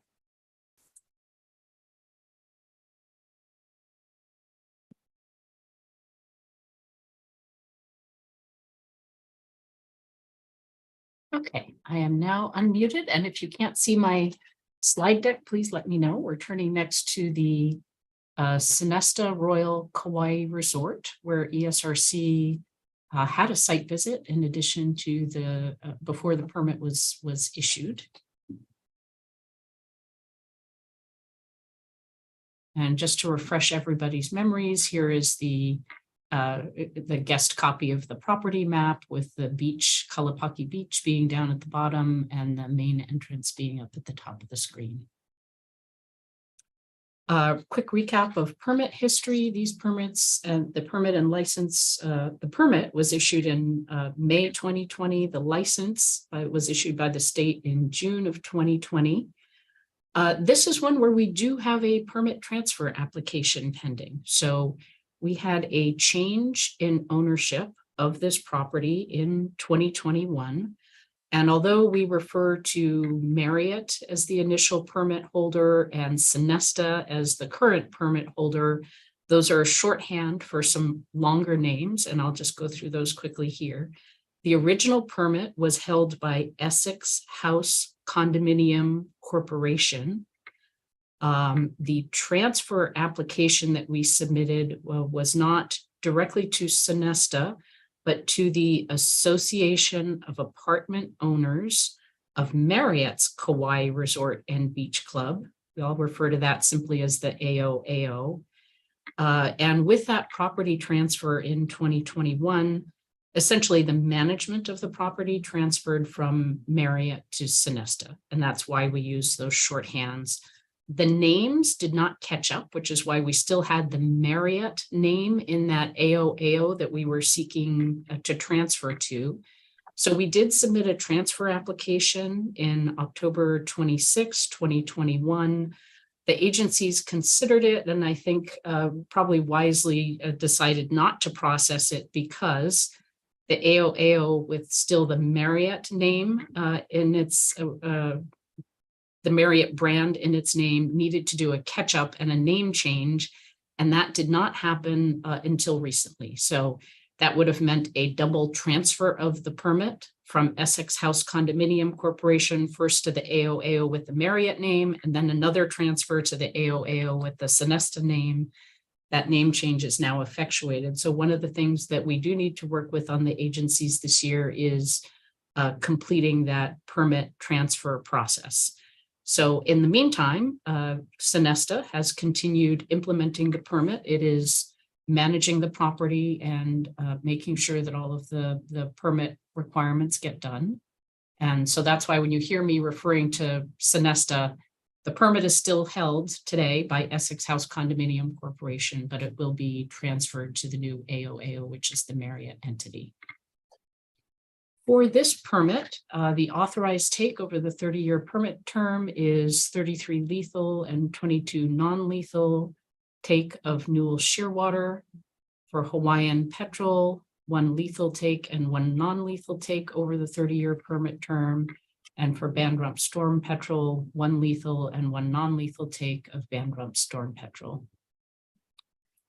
For our calculated take in 2022, we did have take of Newell Shearwater calculated as 3.36 lethal take and 2.64 non-lethal take. We did have 5 downed seabirds in total. 3 of those were covered species, the Newell Shearwater. 2 of them were non-covered species. Of the covered species, they were found on October 6, 2022, a Newell Shearwater found between the front desk and the Alpacas Terrace breezeway. On October 29th, 2022, a Newell Shearwater found on the right-hand side of Ni'ihau Court. And on November 2nd, 2022, a Newell Shearwater, which was found on a rooftop between the Haupu lobby and the parking lot. All of those birds were turned into and released by SOS. One of the things I noted in reviewing the recording of the April 28th meeting was the agency's and the committee's appreciation of a map from the Sheraton showing where the downed birds had been found. That wasn't something that we were required to or that we submitted with our report this year, but that's something that I think we will consider for future years if it's helpful to have that visual indication of where birds came down. So our calculated take for 2022 on that last slide is the same as the direct and indirect take since permit issuance. So again, going back to the previous slide, calculated take in 2022, going to the next slide, direct and indirect take since permit issuance. The numbers don't change, and that's because the resort was closed and largely dark during 2020. It reopened in 2021, but still at reduced capacity operations. So this is really the 2022 was the first year of more complete operations. Reporting on some personnel changes that happened with the personnel responsible for KSHCP compliance. Donald Moki Okami left Sonesta. He had been responsible for KSHCP compliance since its inception. That was his role as Director of Security. He was replaced by Daniel Asaki. Daniel Asaki also is very knowledgeable about the permit terms and seabirds. He had been working with Kaupenna Kinimaka on KSHCP compliance since the KSHCP's issuance in 2020. And in 2022, although Kaupenna Kinimaka thought he had retired, he was rehired by the property because he was really the most knowledgeable about KSHCP compliance.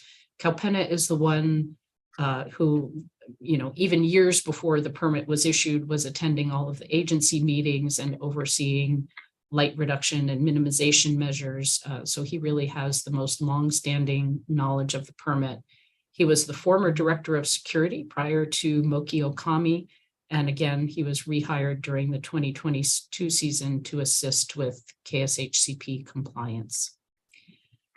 For search efforts, the biggest change for this property this year was we took to heart the results of the searcher efficacy study and from 2021 that DOFA did in 2021. And our biggest change was to hire dedicated searchers. So you'll recall in 2021, we had security staff doing searches during their ordinary security searches of the property each evening.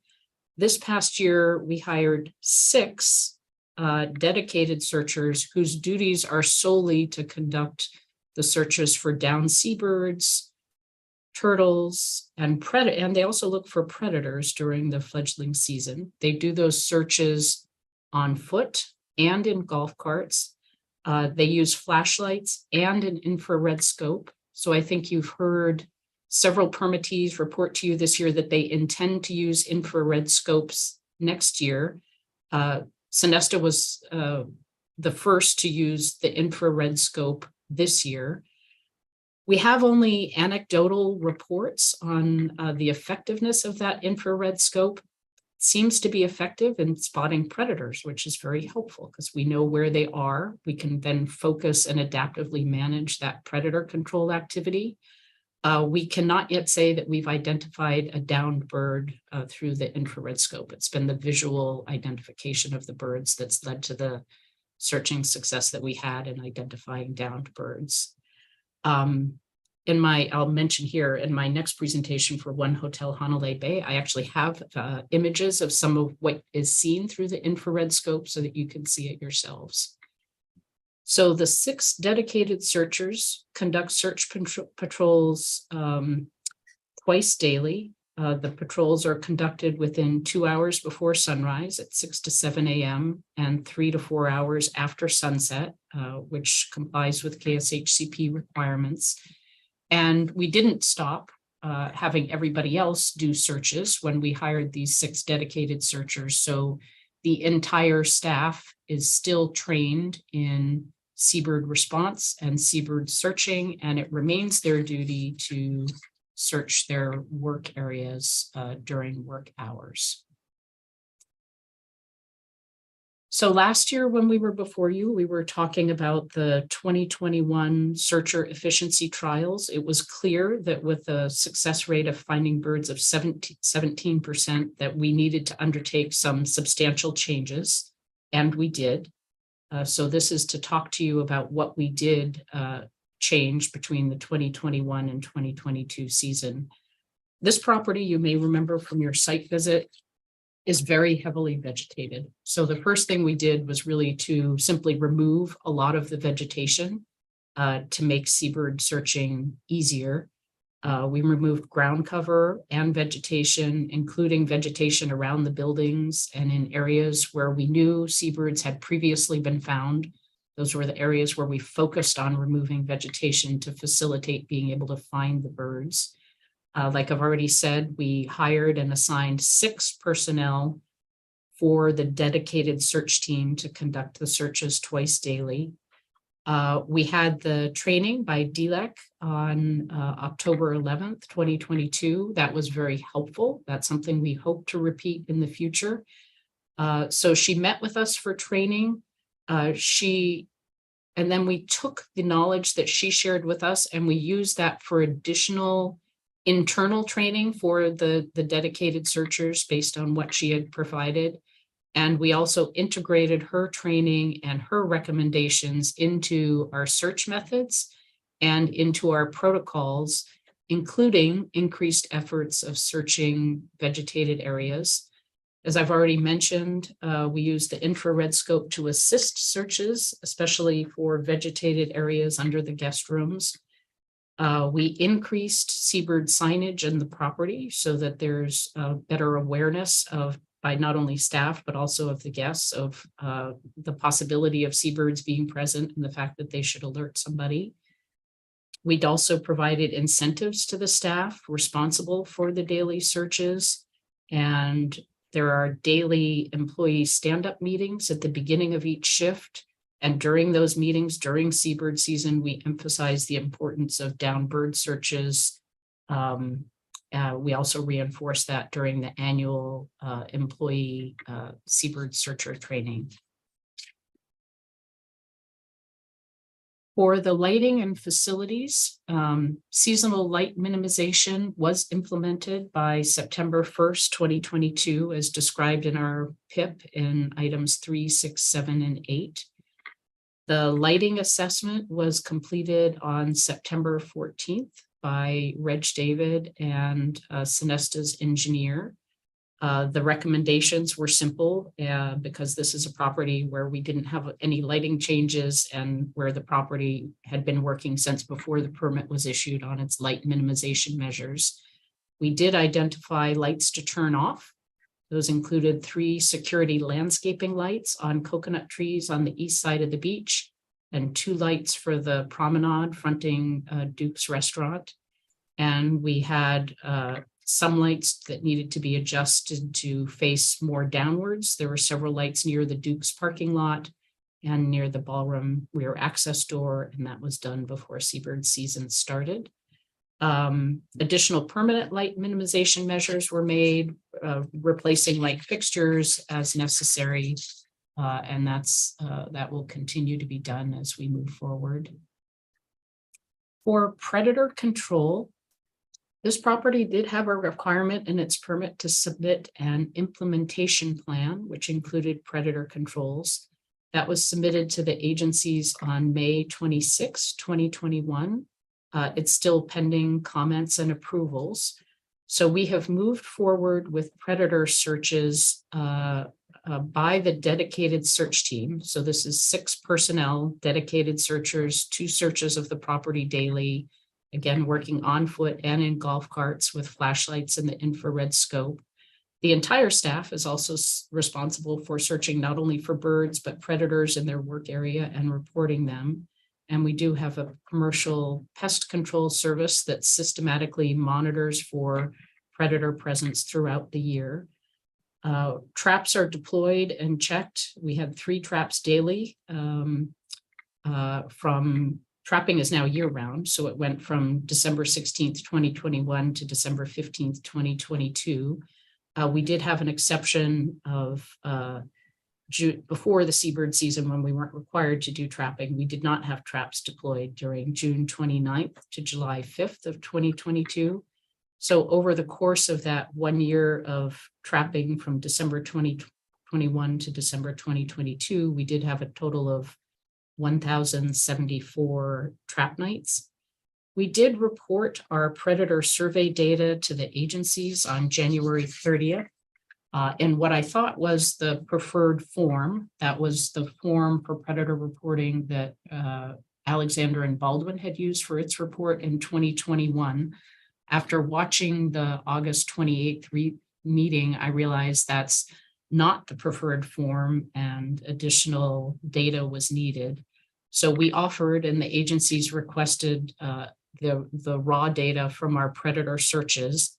I don't believe it was collected in the form that the agencies now prefer, but I think we probably do have it in our, I don't know if it was kept in the security search logs, but we may be able to recreate some of that for the 2021 season at the level of detail that the agencies are looking for. So we're in the process of doing that now.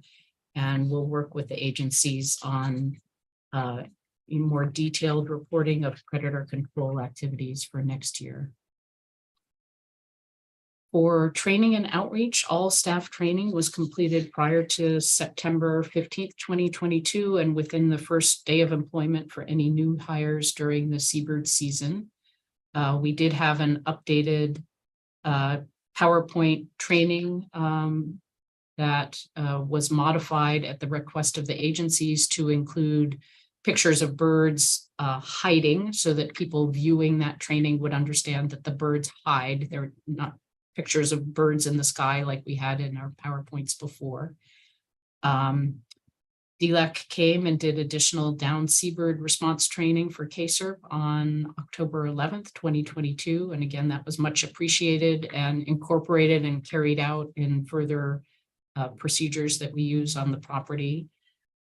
We also had dedicated searcher, and I've spelled that wrong, field training for turtle searches conducted with the assistance of DOFA and KSERP's project manager as well. For personnel outreach, in addition to the training, we put SOS informational posters in break rooms and common areas. We have seabird awareness and predator control information in the daily hotel newsletter that goes out to employees. That's in addition to the staff worker seabird awareness training that everybody's required to attend, and the reminders during the daily stand-up meetings. Those are the pre-shift meetings. And then we also have Reg David go in to speak at a manager's meeting immediately prior to the seabird season to reinforce the importance of all the permit commitments for predators and down bird searching and rescue. In addition, for guest outreach, we have informational posters in the lobby to promote guest awareness during seabird fledgling season. We have informational flyers in each room.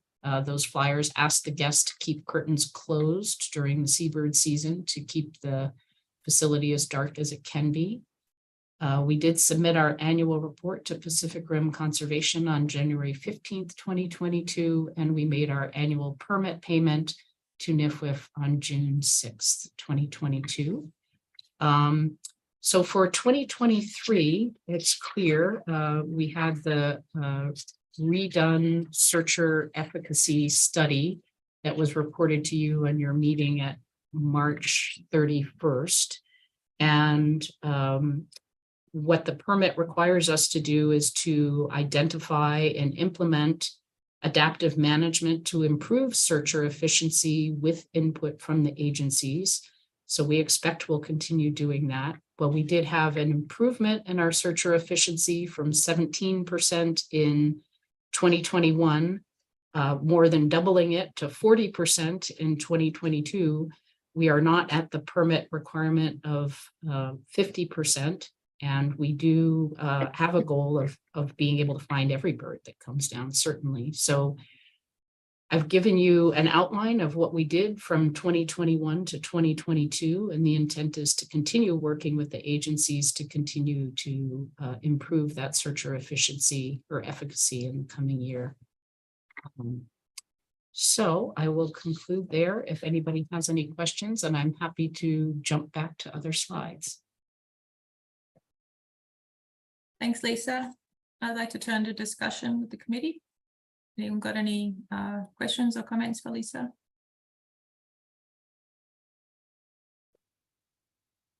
And since we're in discussion, can you turn your cameras back on, please? Thank you.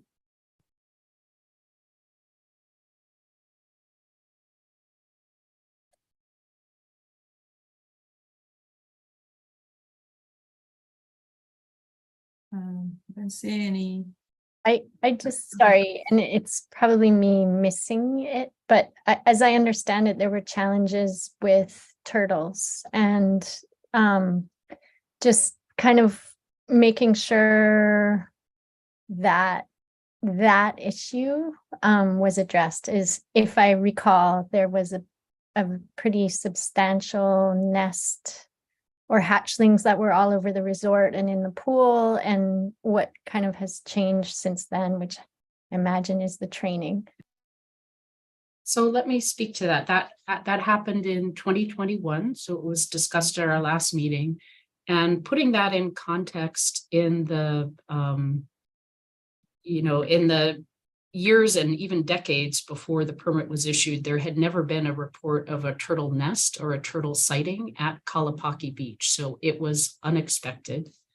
What happened in 2021 was that in the early morning hours of August 16th, 2021, there were 26 Honu hatchlings detected in the area fronting Waialeale Tower Promenade Lawn. So I don't know that they were in the pool. I believe another permit applicant that year also had turtle hatchlings and they were in the pool. Here they were on the lawn fronting the Promenade Tower. So Sonesta implemented the protocols, should that happen, that were required by the permit. We took immediate action to keep hotel guests away from the hatchlings. We searched the beach from Duke's to the Luau grounds, and no Honu nests were detected. And that is unusual. It was a rainy evening and the sand was wet. So if there were any hatchling movements across the beach, we should have been seeing tracks to show the direction they came from that would ideally lead us back to the nest, and we found nothing. So we still, to this day, have a question how those 26 turtle hatchlings got from the beach, not leaving any tracks in the wet sand, all the way up to the promenade. I don't know that we will ever know the answer to that question, but it was not apparent that there was ever a turtle nest there, nor had there been a turtle nest there. So our protocol that night was further to notify DLNR DOFA office, which we did at 3:06 a.m. There was no answer and a message was left. The hatchlings, without the ability to reach DOFA, were released back into the ocean. It was later discovered that the contact information provided in the KSHCP downed wildlife protocol that was part of our permit was incorrect. It has since been corrected, and I believe the agencies have corrected their downed wildlife protocol as well. So we don't have any other details or records of that event. I'm hopeful that it is a one-time event, but we did take it very seriously, which is why both DOFA and Fish and Wildlife Service came to conduct training of the searchers, not just in a classroom setting or a room setting, but they actually went out on the beach and gave instruction for turtle searches, which we very much appreciate. Turtle search requirements do start on May 15th of every year. So although this is a report from last year, those activities have started this year. The agencies have made clear that they need better, they need not only those searches to be done, but they need better documentation of those searches. That's not required by the permit, but that is something we can document better for next year so that we have some kind of form saying that we walk the beach every morning and don't see a turtle nest. So although we did have turtles, they were not expected. We don't know how they got there if there was no nest on the beach and no tracks leading to the area. They were released when we couldn't reach DOFA, and we really don't have any more details of the event, but we do take the Honu searching very seriously. And again, for this year, those protocols have already started. Thank you for that. I'll just note that both turtle nests and turtle hatchling tracks are very difficult to detect in the absence of good training and people that understand what they're looking for. So thank you, Lisa, for calling out the training. I think that is a really important factor. And I'm not at all surprised that there hasn't been a documented nest out there beforehand, but that doesn't mean that they weren't there. It just means that they had never been identified as such before. So it does matter to get this right and to make sure that there's adequate provisions in there, both to find nests and then to manage them in a way that makes it less likely for them to have hatchlings that go in the wrong direction.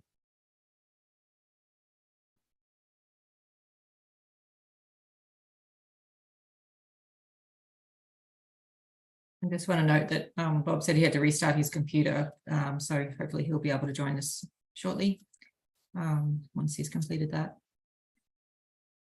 Do we have any other comments or questions on Lisa's presentation? Share screen. This is Loyal. The only thing I would comment on is kind of the same thing for everyone else, which is to revise how the take credits are given out for SOS birds, and to continue to try to improve the searcher efficiency to get it at least up to the 50% level. Otherwise, revise the calculations for take. And on the, I mean, we're kind of in year like 3, right, for this HCP, 2 to 3, depending on how you want to count some of the COVID stuff. But we've had our estimates of what the take is going to be for some species and whether they were actually going to have take at all. Like I'm thinking of the cruise lines with the Newell shearwater adults, and then 2 places with sea turtles when they were not anticipated to ever have a take situation in the HCP. I just wanted to voice a little bit of a concern on that with this HCP, and whether or not there's going to be a need to consider revisions with respect to not only what we talked about earlier on the cruise lines, but also with turtles in general. So I just wanted to voice that as a note to think about for the agencies. Agreed, Loyal. And I'd say I'm actually very concerned about the turtle one because there isn't actually any take provided for through the HCP. And so that is something that I think if we can't avoid turtle take, if the permittees can't avoid turtle take, we've got a real problem on our hands. Well, I don't know about a real problem, but it's a problem that needs to get fixed. But yes, I agree with that. What I mean to say is that the HCP right now is not set up in a way that allows for take to be authorized. Correct. So it would take a structural change to the HCP itself, not just an individual PIP. Right. Okay. Yeah.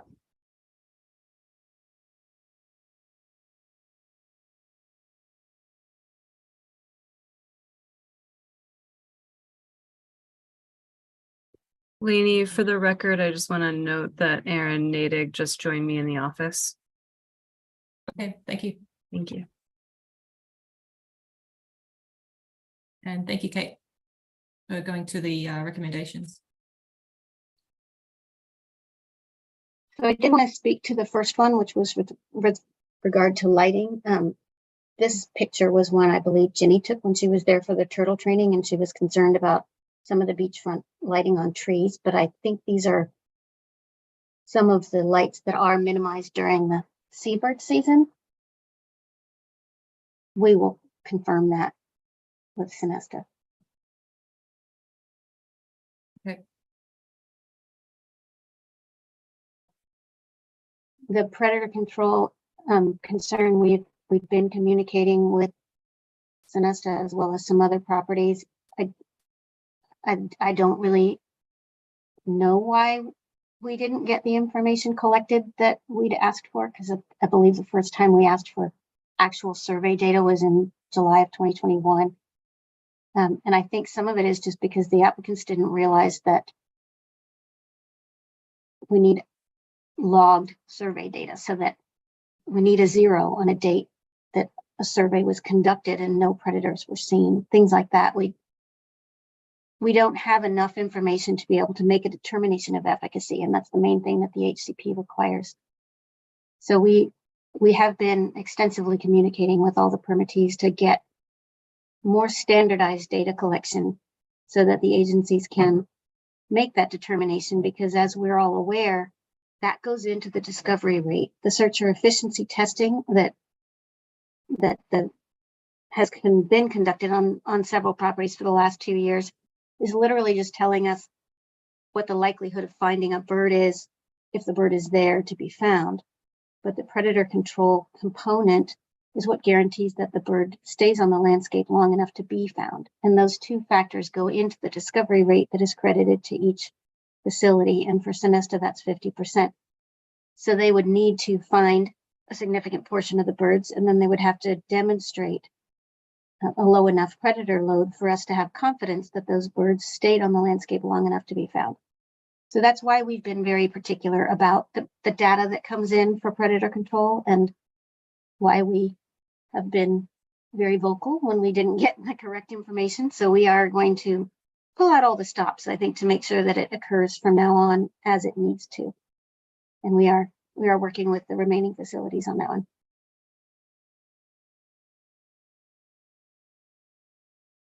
Does anybody have anything to add on predator control?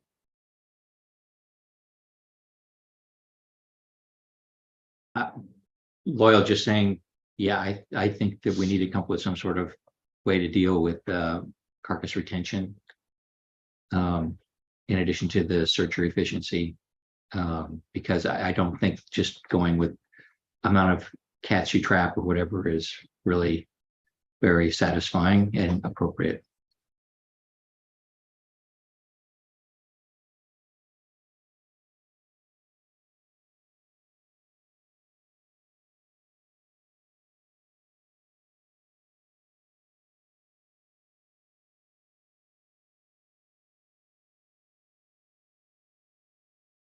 With regard to the staff training, we did get good response from having let go and train people.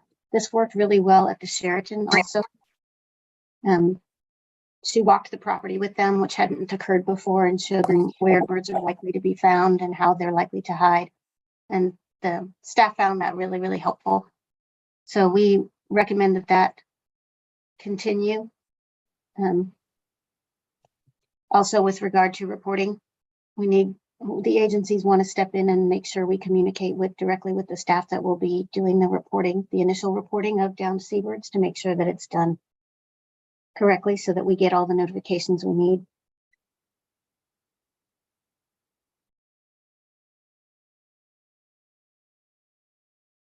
Does anybody have anything to add to that? Just that looks like Bob was able to rejoin. Although I don't see him yet. Right, there he is. Okay, so Bob's back. Kate, similar to my comment on the NCL, I would like to see these recommendations time bound, and I see some of them are, and some of them say it kind of before 2023. But I just think being as specific as we possibly can be about those time bound components is helpful to the permittees.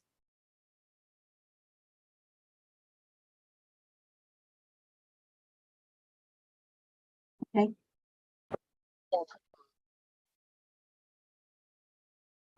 We were also encouraged to ask for more signage around the hotel, both for downed seabirds and Honu nests. As you pointed out, we had Honu issues. No, is that echo coming from me? I'm not sure. Do you have more than one device running? No, let me see if anybody's muted. Okay. See, it's gone away now. Okay. Yeah, I mean, Ginny and Elise from Fish and Wildlife went over to the beachfront hotels and showed people how to look for turtle tracks in the morning, showed them how to find nests. Both the issues that we had in the past few years related to the nests being overlooked when they were laid. You know, we can't implement the minimization activities that are outlined in the HCP if we don't know there's a nest there. So while responding to the incidences of hatchlings in the hotel is critical, it's more critical to know there's a nest there in the first place and avoid the hatchlings getting disoriented by the hotel lights. So we're going to keep working with them. Ginny just re-recorded that training and sent it to the hotels. And we do think that that will improve in the coming years. But we are open to suggestions for any changes the committee might have.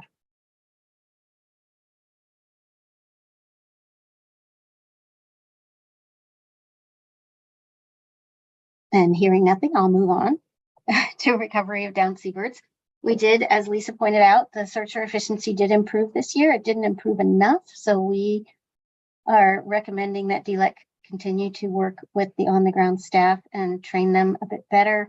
One thing that we saw worked really, really well at the Sheraton was they put a reward system that was well publicized. They paid, I think, $250 per bird or decoy that anyone found, and people were looking. People were really looking. And I know that before we'd been told all employees search constantly and 24/7 coverage, but it wasn't working. And yet, once the bounty system was in place, people were working on their lunch break. They were staying late. They were making excuses to go search for birds, and they found a lot. So I would recommend that Sonesta at least contemplate something that would incentivize either their searchers or both their searchers, their guests, and anyone else who felt like looking to find birds, so that we did have an opportunity to bring that searcher efficiency up to the expected level.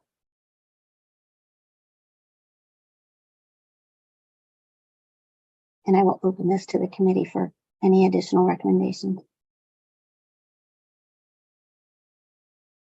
Can I speak to one of these recommendations? I know this is for committee discussion, but there was on the incentive for finding birds. We deliberately do not ask our guests to look for birds.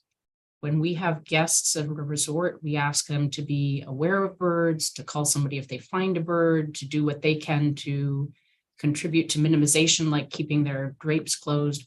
We do not want to encourage our guests to be out in the dark. And because we're very dark during seabird season, we do not want to encourage guests to be out searching for birds in the dark, looking through bushes and uneven surfaces. So that's something I would take strong exception to. Certainly if somebody happens to find a bird, we would like them to know what to do about it, but we very deliberately do not want to put guests in a position of feeling they're obligated to go out and look for birds. It's different for employees. We expect that of them, but asking that of guests, especially in the very dark light situations during seabird season, I think is dangerous.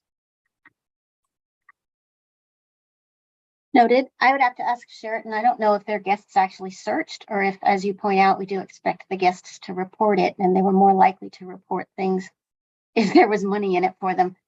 And they also did it for decoys as well. So I didn't hear from Sheraton that any guests were actually out scouring the bushes, more that they were much more likely to be aware and alert to the presence of a bird if they thought there was some cash in it for them. Sonesta is obviously at their freedom to implement whatever they think would help get their searcher efficiency rate up, and pick and choose from the things that have been offered. It was my impression when Sheraton reported that it was actually open, that bounty was only open to the employee. I don't think that it was open to the guests as well. I recall it as being guests as well. Did you? Okay. Yeah, I think Right. at least one was found and rewarded to a guest. I don't know if it was a decoy or an actual bird, but because they put the same bounty on everything. Yeah, I And- remember them mentioning that some of the employees would stay after shift just to search to be able to get the bounty. So. Yep. Okay. And just as a reminder, what is the search efficacy rate at the Sheraton? Their discovery rate is 50%, Okay. and that's based on searcher efficiency and predator control. And their score on the most recent searcher efficiency trial was 40%.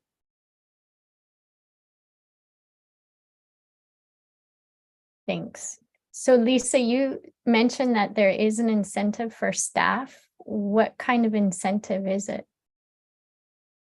It's a group reward, usually a meal or food for the extra search efforts that are done. We considered and very deliberately did not put a bounty on a bird or a decoy. I think we could consider doing that for the decoys, but we were worried putting a bounty on the birds could even potentially bring risk to birds or could result in over-enthusiastic individuals collecting birds from other places and bringing them to the property. So that was something we considered. We determined it was inappropriate. And so instead we had incentives in the form of rewards for the groups that were doing the searches as a group, rather than an individual bounty on birds, because we felt that that could potentially cause harm to birds and we didn't want to incentivize that.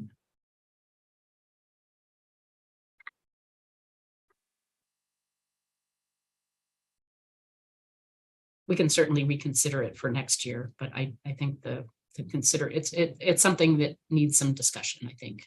So I go ahead and put it in the recommendations and we can talk about it, but I think we need to also be sure that it's not going to cause any harm to birds if that's something we implement. Yeah, I still am assuming that if a bird's not found, it's going to die.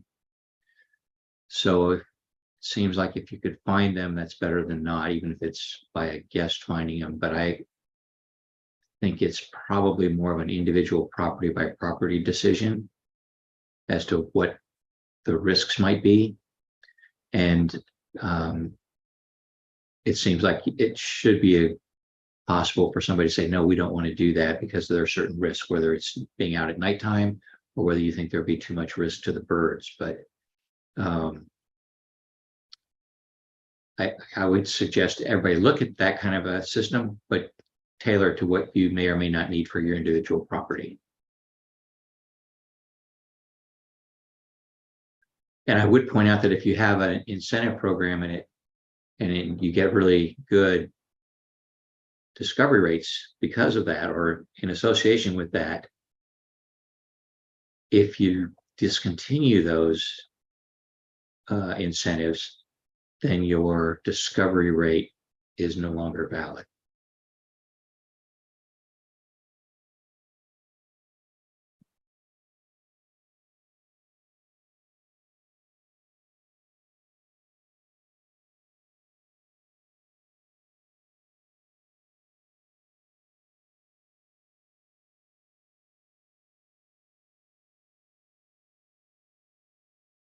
Any other comments?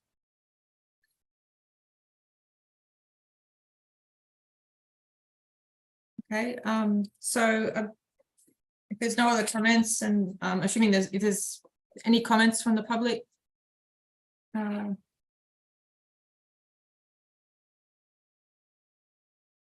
Okay, I'd like to motion to approve the recommendations as written on the screen.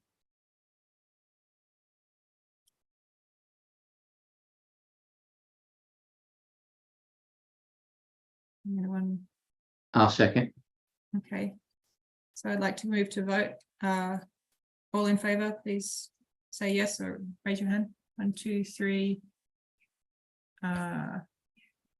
Lainey, did you see my note about Bob? He may have trouble speaking. Bob, can you write in the chat box? See that. So anyway, I think he was going to abstain anyway. So I'll just make Good point. Good point. Yep. Okay, so 4 voted yes, 1 abstain. Yeah, thanks, Bob, for confirming. Okay, we have agenda item 3C. Is everyone okay if we move forward with that agenda item now, or anyone need a break? I think we're going to try and get through at least item 3 and maybe 4 and before we take a lunch break. So because and then we'll have the afternoon for the KIUC discussion. Okay, so let's go ahead with item 3C, please, Lisa. This is for Hotel Hanalei Bay, former Princeville Resort, Kauai. Okay, and can everybody see my slide deck now, except for Bob, perhaps? Yeah. Sorry, Bob. I think this presentation might actually be a little bit shorter than some of the others, mainly because this is the property that has been under construction since the permit was issued, and it has some very different circumstances. So quick recap of permit history. The federal incidental take permit issued in May 2020 expires in May 26, 2050. State incidental take license issued in June 2020 expires June 12, 2050. The permit and license have not been modified or transferred since they were issued. The authorized take over the 30-year permit is higher than other properties because before these permits were issued, our look back period, we did have a time of birds coming down on this property. So the numbers are higher for Newell Shearwater, 125 lethal take, 476 non-lethal take over the 30-year permit term.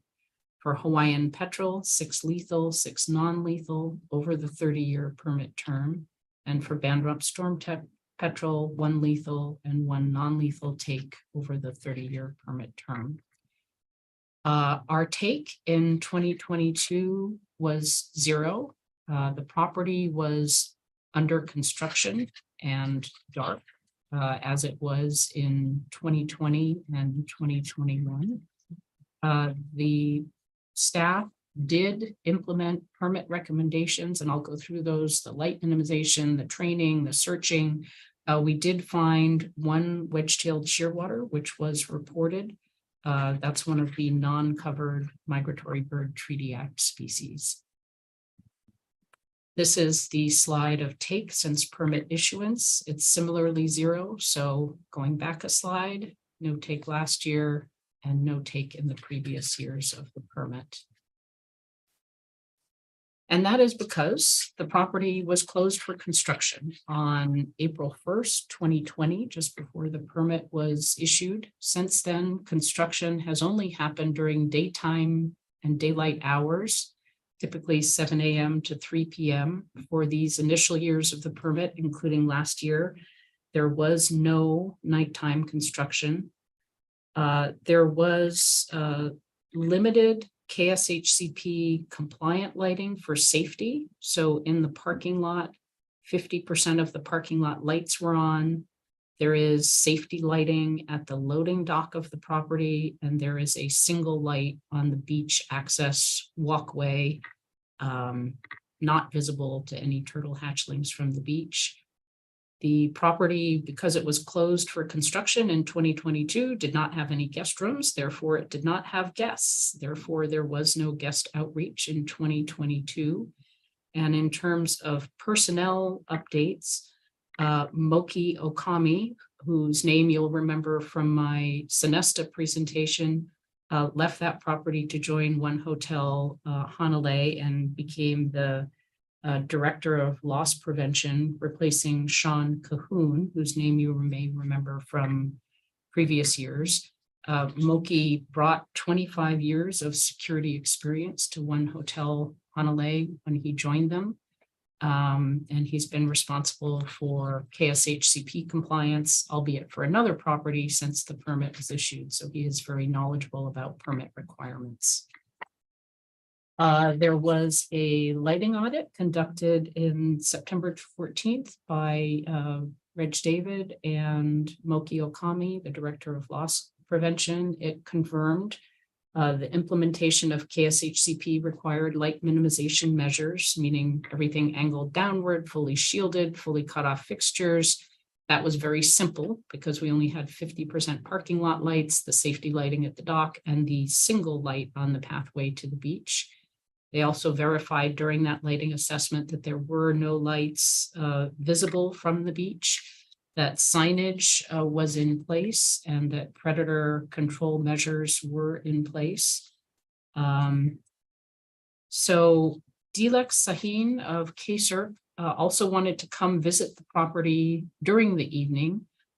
She was exploring whether last year she would have been able to conduct decoy trials. She did verify that lighting conditions were as reported to the agencies in 2021 and 2022. That's dark because of the construction. And she also concluded that it was unsafe for CASER because the property was so dark. It was unsafe to conduct the decoy trials in the dark in the construction zone in 2022. So we fully expect that with the property reopening earlier this year, those decoy trials will take place this year. I have examples for you of some of the signage. This again, because we didn't have guests, was mainly directed at the construction contractors. So please do not feed the cats. Attention, seabird fallout season, the dates, and what to do if you see a bird. Contact Moki immediately, and everybody knows who Moki is.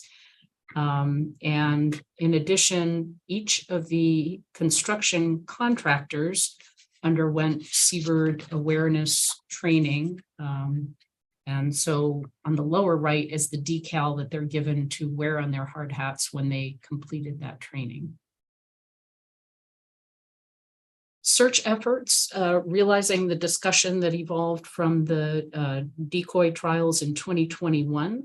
One Hotel Hanalei went ahead and hired dedicated seabird searchers in 2022. So we had a staff of 4 dedicated searchers whose job was exclusively to look for downed birds. They did twice daily searches in the time frame required by KSHCP before dawn, 6 to 7 a.m. and after sundown, roughly 7 to 9 p.m. So we had 200 trained construction workers who were responsible for construction areas during their work hours, which again was daylight hours. And then 26 resort staff also trained who were responsible for their work hours during work hours. And that was in addition to the 4 dedicated seabird searchers who were hired last year. This is a map of the property, and the kind of the purple squares that you see are the security checkpoints. These are the old buildings and the old configuration of the property. It's now been redone, but the levels remain the same. And where we had found down birds in the past was largely between the levels of guest rooms. And so that's why the security bird search teams walk those areas. Up on the top is where the parking area is. That is where we've had the 50% lighting. This red box is the SOS aid station, which we have not had to use, fortunately, during the first few years of the permit. The lighting dock loading is right in this area by box 4, the security check station. And then the trail going down to the beach is this yellow line here. And there's a single light illuminating that trail in the nighttime. These are the pictures I talked about during my last presentation. So again, while everybody else is now talking about using the thermal imaging devices, Sonesta and One Hotel Hanalei actually purchased them and used them last year. So the picture of the device is in the upper right-hand corner. We don't have any, study results to present, just anecdotal. But it does seem to be successful in spotting predators. And you can see the cat, what it looks like through the infrared scope in the lower left-hand corner. Moki was able to get a photo for us. We don't have any pictures of downed birds, nor can we say yet that it was successful in helping find a downed bird. But in the lower right picture are the infrared scope view of Nene and Fort Alexander Park nearby to the property. So you can see what some bird species would look like through the thermal imaging devices. For predator control was implemented in full, even though the property was closed. It's probably easier without people present and food present on the property and well-trained construction staff about controlling predators. So for predator control, we retained a commercial pest control company. They did systematic monitoring for predator presence during the fledgling season. We reported that to the agencies in an email on January 30th. Again, I reported it based on my understanding that what everybody was looking for was the reporting form that A and B had used in 2021. So we followed that form using monthly data. I understand now they want different data. I believe we might have that data, and the agencies requested the raw data, so we are pulling that together. We may even be able to complete their detailed predator monitoring requirements from that raw data that we have, but we need to pull that task together and return that information to them. So for our predator control, we had 2 to 3 traps daily from September to December of 2022.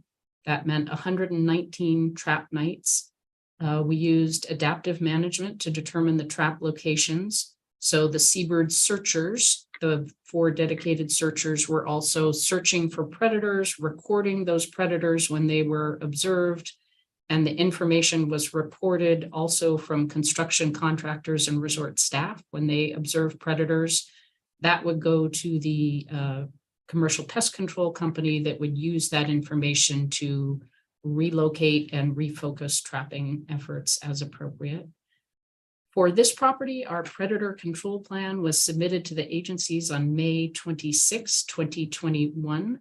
That was very much an interim plan. That was our implementation plan that included predator control measures, but it really focused on what the property was like during construction. So we have been awaiting comments and feedback, but that's now moot because we are no longer in the construction phase as the resort began reopening earlier this year. So what we will do this year is submit an updated implementation plan, including predator control and removal to comply with KSHCP requirements. There are also requirements for new facilities and facility lighting changes. So we plan to do an inventory of all the lighting like we did for the PIP when we applied for our permit, but to have that be for the new facilities as they are reopening. So we have some work to do with the facility reopening this year. Again, summarizing last year for other requirements, all the seabird awareness training was completed as required. That was 239 construction workers.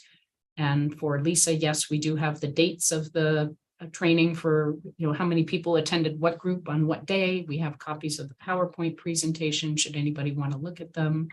We did submit our annual report on time to Pacific Rim Conservation on January 17th, 2022. We did make the annual permit payment to NIFWIF on time on May 20th, 2022. What was not done was there was no guest outreach because the resort was closed and there were no guests, but that will be changing this year. Oh, here we go. One more slide. The proposed changes to the seabird program for the 2023 season. I need Reg back to help with changes to the program that we'll implement this season. And Lisa, I'm mindful of your comments that, he may need some support if he's not able to come back full time. That's already in the front of our minds, is bringing additional resources to that team. But he's really the one with the decades of experience with this particular property. So his input and advice is particularly necessary for this property. With our reopening, we will be submitting the description of lighting to the agencies that's required by section 6.6.1.3 of the KSHCP. And we will be preparing and submitting the updated implementation plan. We also expect that with the lights on again, DLEC will be conducting her decoy searcher efficacy study sometime this fall. So that concludes. I welcome any questions if people have them. Okay, thanks, Lisa. I'd like to open for discussion.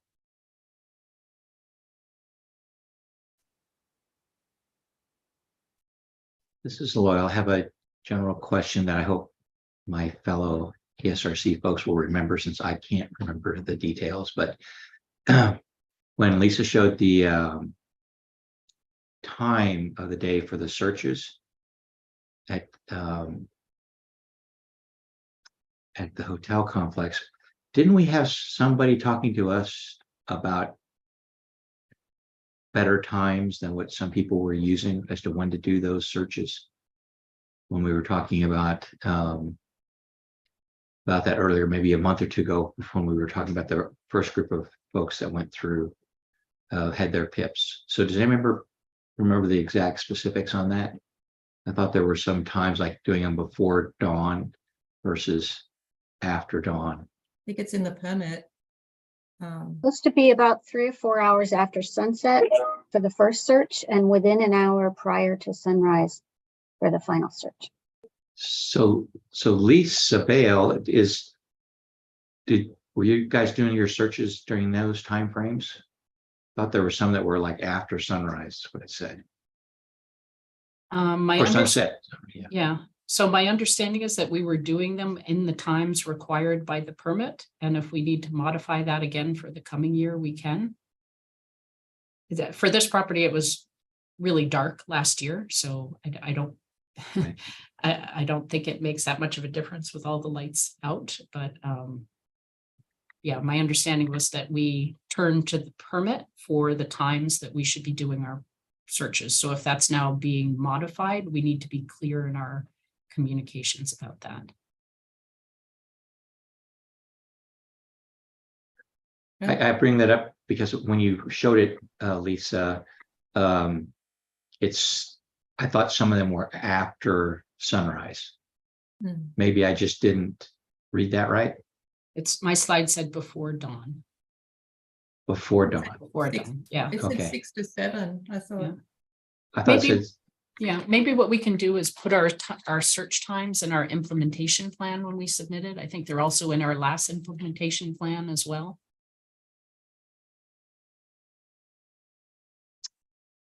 And then if the agencies feel searches should be done at a slightly different time outside the permit, as long as we can have that documented in writing, we can make changes. okay, I just wanted to bring it up. So get that sorted out. That's great. And if I'm wrong, I'm wrong and apologize. But I thought it didn't quite line up with what I remembered the searches were supposed to be. But that was my only comment that I had. We'll clarify that, Loyal. Thank you very much.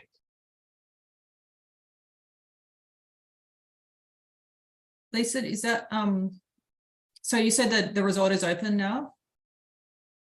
It's reopening slowly, and that reopening began earlier this year. So this year will be different. That's why we'll need to get you that new lighting list update. I think we're going to need to be pretty careful with our lighting audit this year, because this is the first year under the new lighting for the resort. The resort has been designed with all of these KSHCP Seabird lighting requirements in mind, so we don't expect any problems, but often when you ground truth things out in the field, you find adjustments that need to be made or angles that needs to be changed. So the fixtures are all compliant, but do we need to make some adjustments in the field? We'll need to evaluate. So if the agencies want to participate in a lighting audit, we can keep you informed when we think that's going to happen if you would like to attend. But I think maybe the place to start there is to get you the list of lighting as we're required to do by the permit. Okay, thanks. And when will the guest outreach start? It's September. That's what the permit requires, yeah. We don't usually typically do the Seabird guest outreach outside of the Seabird fallout season. okay. Lisa, a couple of questions for you on this one. I mean, this is, I haven't been to the new facility, but as far as based on what you shared today and what you've shared previously, this is like a complete overhaul of the previous resort. And we saw some of that when we were there for the site visit, whenever that was, 2000. I can't even remember what year that was. Thank you. So my team is noting the fact that we don't have a lighting plan in place, and it might help to have that in place prior to the lighting audit. I think it's harder to talk about what's working and what's not working if we don't have the standards by which we are ensuring that they are going to be met. Do you have a timeline for when that lighting plan is going to be provided? No, other than a general idea. I've kind of been waiting for Rich to come back. I'm hoping he'll be able to return to us before the end of the month. But if you have a particular date you need it by, we'll certainly get it done by then. And I agree, it would be helpful to have that list in hand or description in hand before we go out for the lighting on it. Well, so agreed. And if we're asking for the lighting audit to happen in June, so that in case there was anything identified, there would be a chance in there to order shields or supplies or changing lights, then chances are we would like to see the lighting plan prior to the audit. So that also means in June or as soon as possible before then, which I don't know is doable or not if it hasn't been put together yet, but that is the direction that I would work in. And that's certainly what I would like to see if it is all possible to do so. Yeah, we'll work on that after the meeting. I don't foresee any problems. And Michelle, and again, just kind of I haven't been out there since I was in high school. So would there be a concern given, right, we're in May and turtle season is upon us? Is there guest outreach about turtles happening? And is there concern of the lighting for turtles? Good point, Lisa. And I don't know the answer to that. There is a beach there. It is catty corner from it. Lighting has certainly been a challenge along that beach line in the past, but I don't know what it looks like now. But certainly I would expect for that to be part of the lighting audit as well. Am I correct? May 15th is the turtle? Yeah. Okay. Agreed. So the property began its turtle searching on May 1st, well in advance of the May 15th date. We did get Ginny Kim's reminders this week that turtle season was already starting. So we are continuing those searches.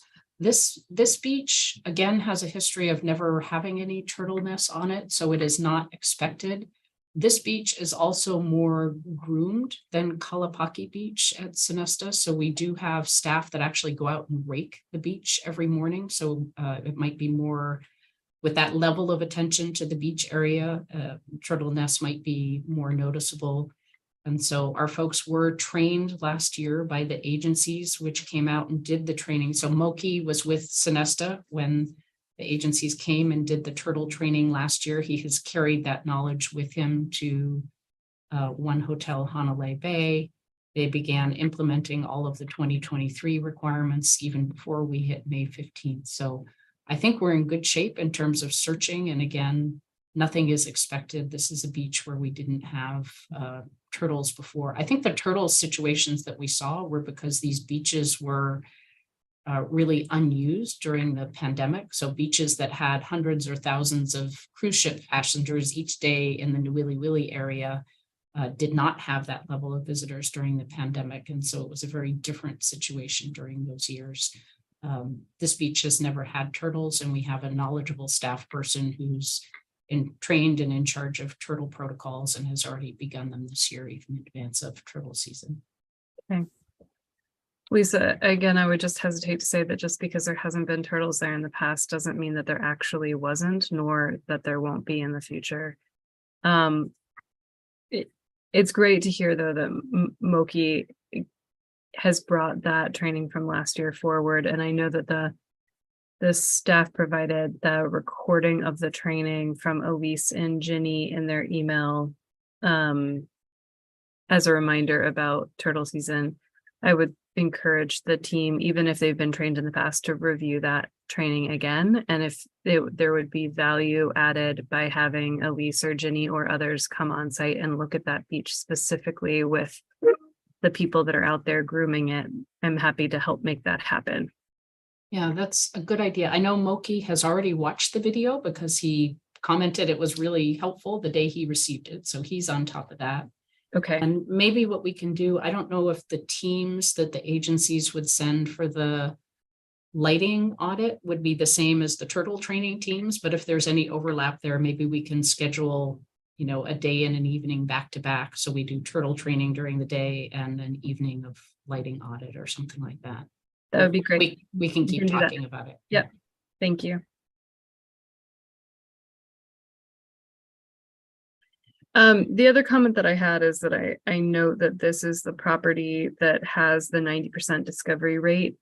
And I'm just really struggling with seeing how a 90% discovery rate can be realized, given what we're seeing with some of the other permittees and the complexity of really reaching anything that's higher than a 50% mark. I would ask for you and your team to keep close attention to that and to be able to justify whether or not that 90% is being realized or not. It's a really high bar, Lisa. And I don't want to be a downer here, but I just don't know if that's going to be doable or not. And I would anticipate that the agencies are going to ask for the permittee to modify their permit if it can't be realized. Yeah, I think we need to, first of all, get the resort operational, get all our staff trained. The difficulty for us is that we're going to be undergoing that testing during the first year of new lighting, new staff, newly trained staff. So we have a lot ahead of us. And I think my only request would be that we do allow the opportunity for adaptive management that the permit allows if we don't hit that 90% searcher effective rate in our first year of testing. Understood. And we understand that adaptive management is going to be a thing that's been true for all the permittees, but I don't think there's a single permittee that has been able to get even to the 50% mark, let alone a 90. So we've got a lot of work to do. And the 10%, that's like the 90% is, the 90 is 10%, like the 10% is the unsearchable area, because it's really of the searchable area, it's actually 100%.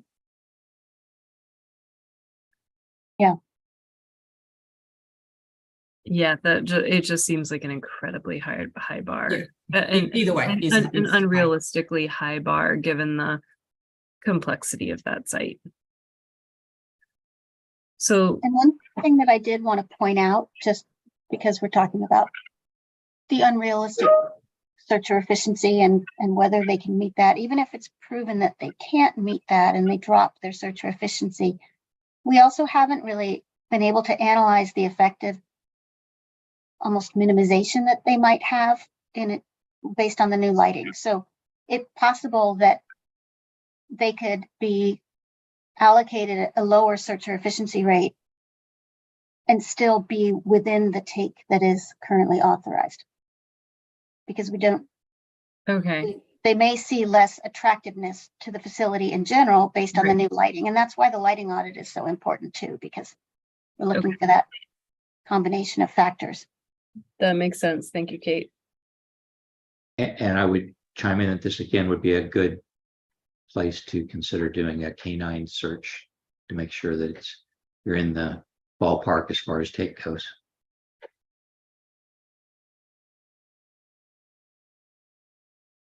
Do you guys want me to share my screen at this point? Yes, please.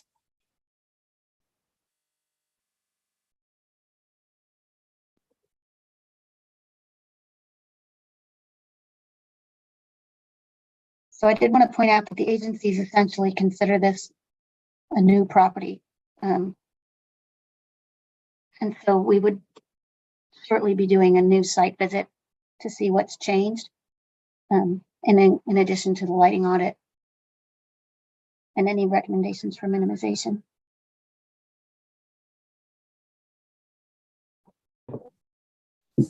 I do want to add that it would be helpful to get the data sheets for the predator control and any other data sheets that they're planning on using ahead of them actually implementing searches and surveys so that we can help them with that prior to the season versus after the fact.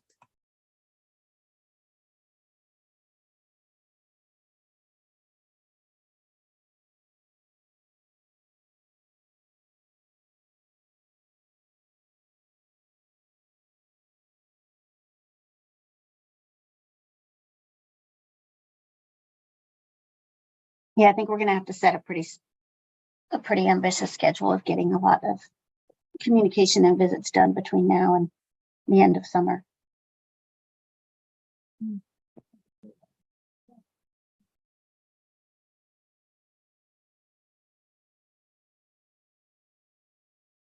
Sorry, can you go back up to lighting?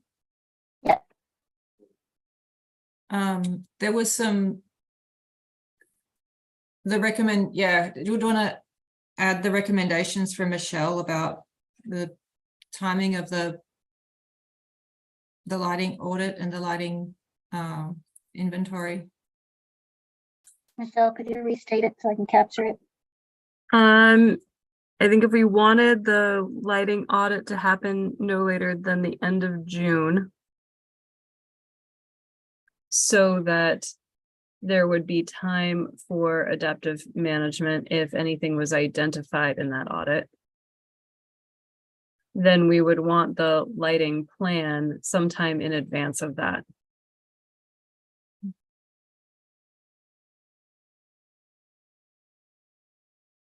And I would just add that if there is an expected increase in occupancy, Lisa, you mentioned kind of there's a phased opening going on.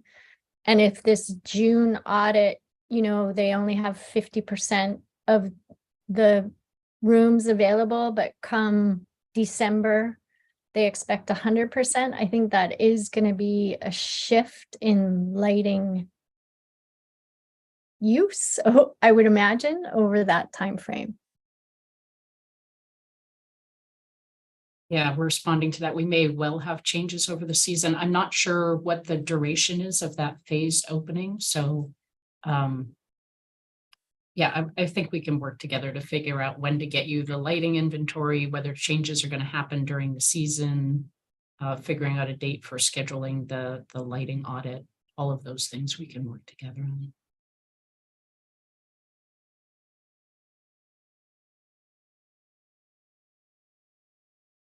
Sorry, I'm adding things before I forget them. Okay. The agencies are going to work with the hotel for predator control. I think Ginny has worked on a data sheet that she was circulating, and we have told everybody how we want the survey and capture results presented so that it's easier for the agencies and the committee to not just see how well each facility is done, but sort of compare between them. So if everybody reports in a similar way, it's going to make it simpler for us. And then, of course, as you guys discussed just a minute ago, the discovery rate for this facility is so high that they essentially have to have a zero tolerance for predators, because you can't get 100% discovery rate if you have any predators at all. So they've got quite a lot to implement.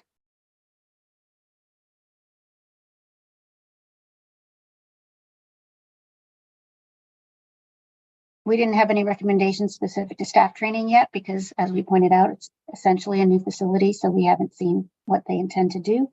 Our main recommendation is to include TLEC if possible in walking the property with the staff. That seemed to work really well at the other hotels.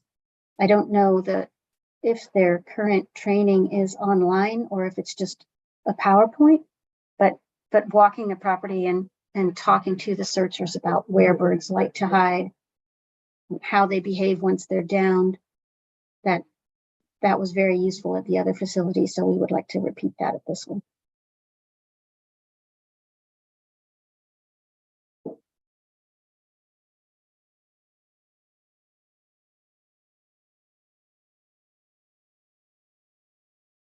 And I'll add to this list just because Michelle has brought it up several times,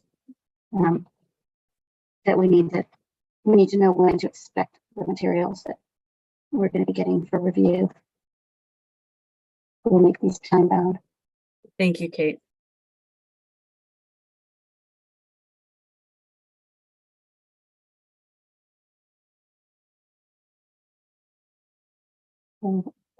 Opening to the committee. Anybody got any suggestions?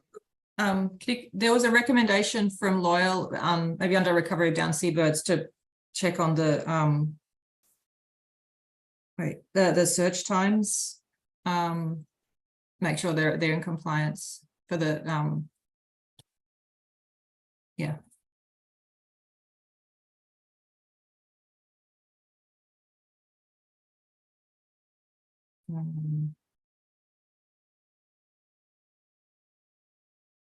So And Lisa, I know Moki's there and he's worked with other facilities. Has he started talking to his staff about the search efficiency trials and what to expect? I think we're too far away from seabird season. I know I've talked with him about it, but Okay. whether he's talking with his staff about it, I don't know. Okay.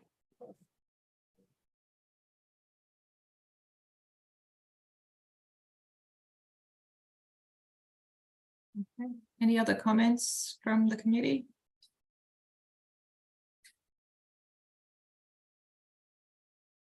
Okay. Any comments from the public?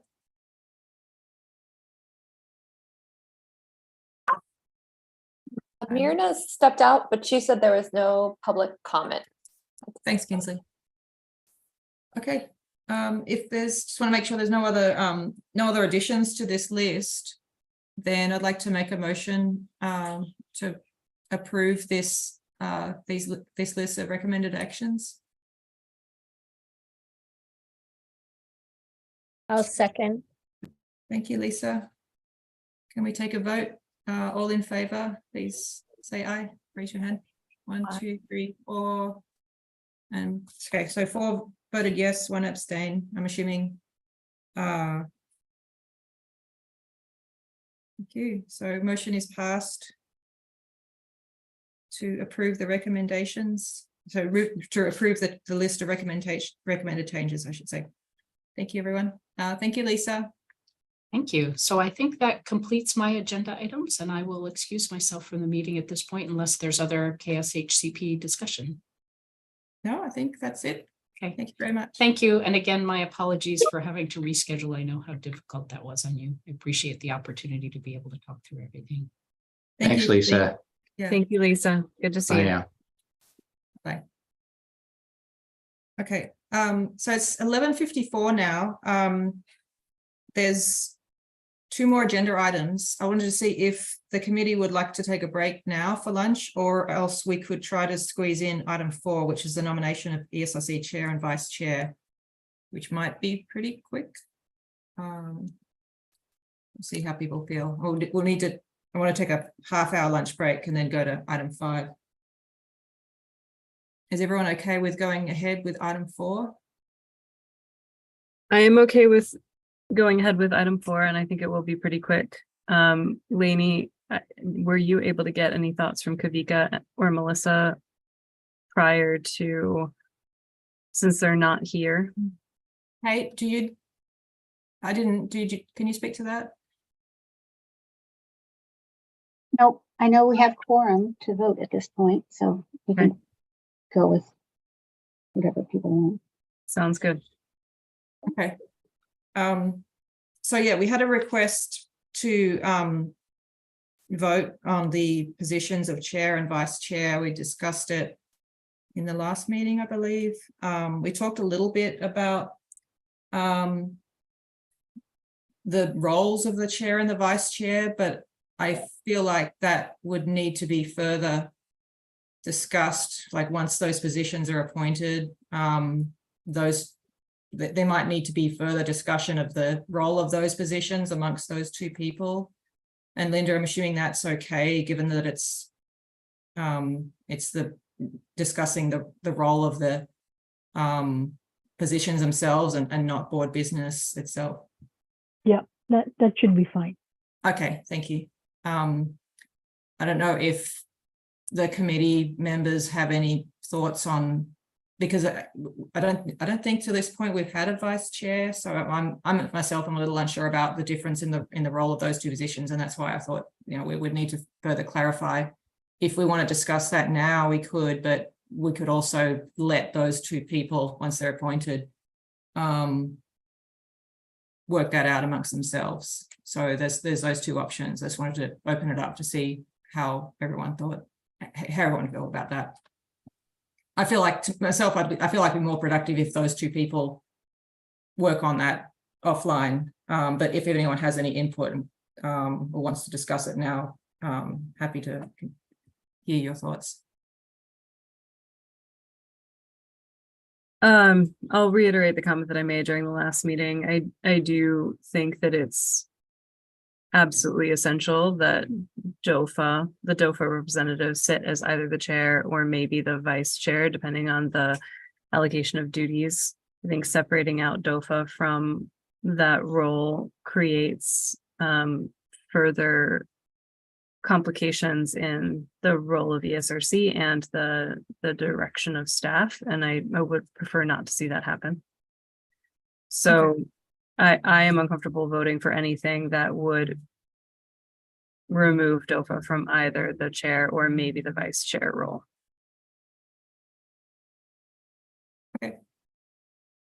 And I would agree that the agency piece, DOFA in particular, given this is a state advisory committee, that the DOFA role is super important. And I have witnessed in the past when there's been challenges in DOFA leadership, that DOFA has come in and made other leadership moves. So I am hesitant to think that anybody else but DOFA can kind of be in the chair and or vice chair role.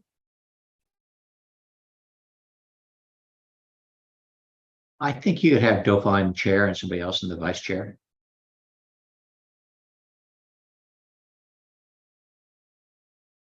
I could maybe get my head around DOFA and vice chair and someone else in chair, but I would want to know that DOFA is supportive of that approach and feels like that could work. And I'd want to see a breakdown of responsibilities between the two. Yeah, I think personally, I think that's what it comes down to. I think there's certain there's certain things that only the DOFA, or I should say DL&I representative, can do, and working with the staff. So whether or not the DL&I representative is chair or vice chair, that would dictate what those roles and responsibilities of the chair and vice chair end up being. I feel like either could work, but we would just adjust the roles accordingly.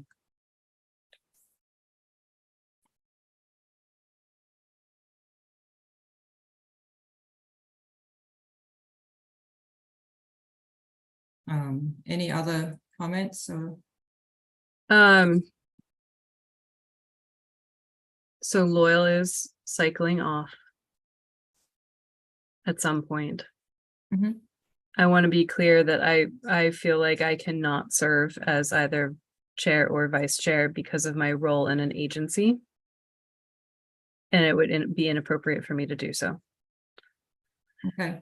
I think that, Lisa, I hate to put you on the spot here, but given your past history with DOFA, your excellent facilitation of complicated matters, your objective nature in looking at these projects, I feel like you would be a very strong person to help fill one of these two roles. And I would feel very confident in your ability to help DOFA move through this, and would appreciate your leadership if you are willing to participate in something.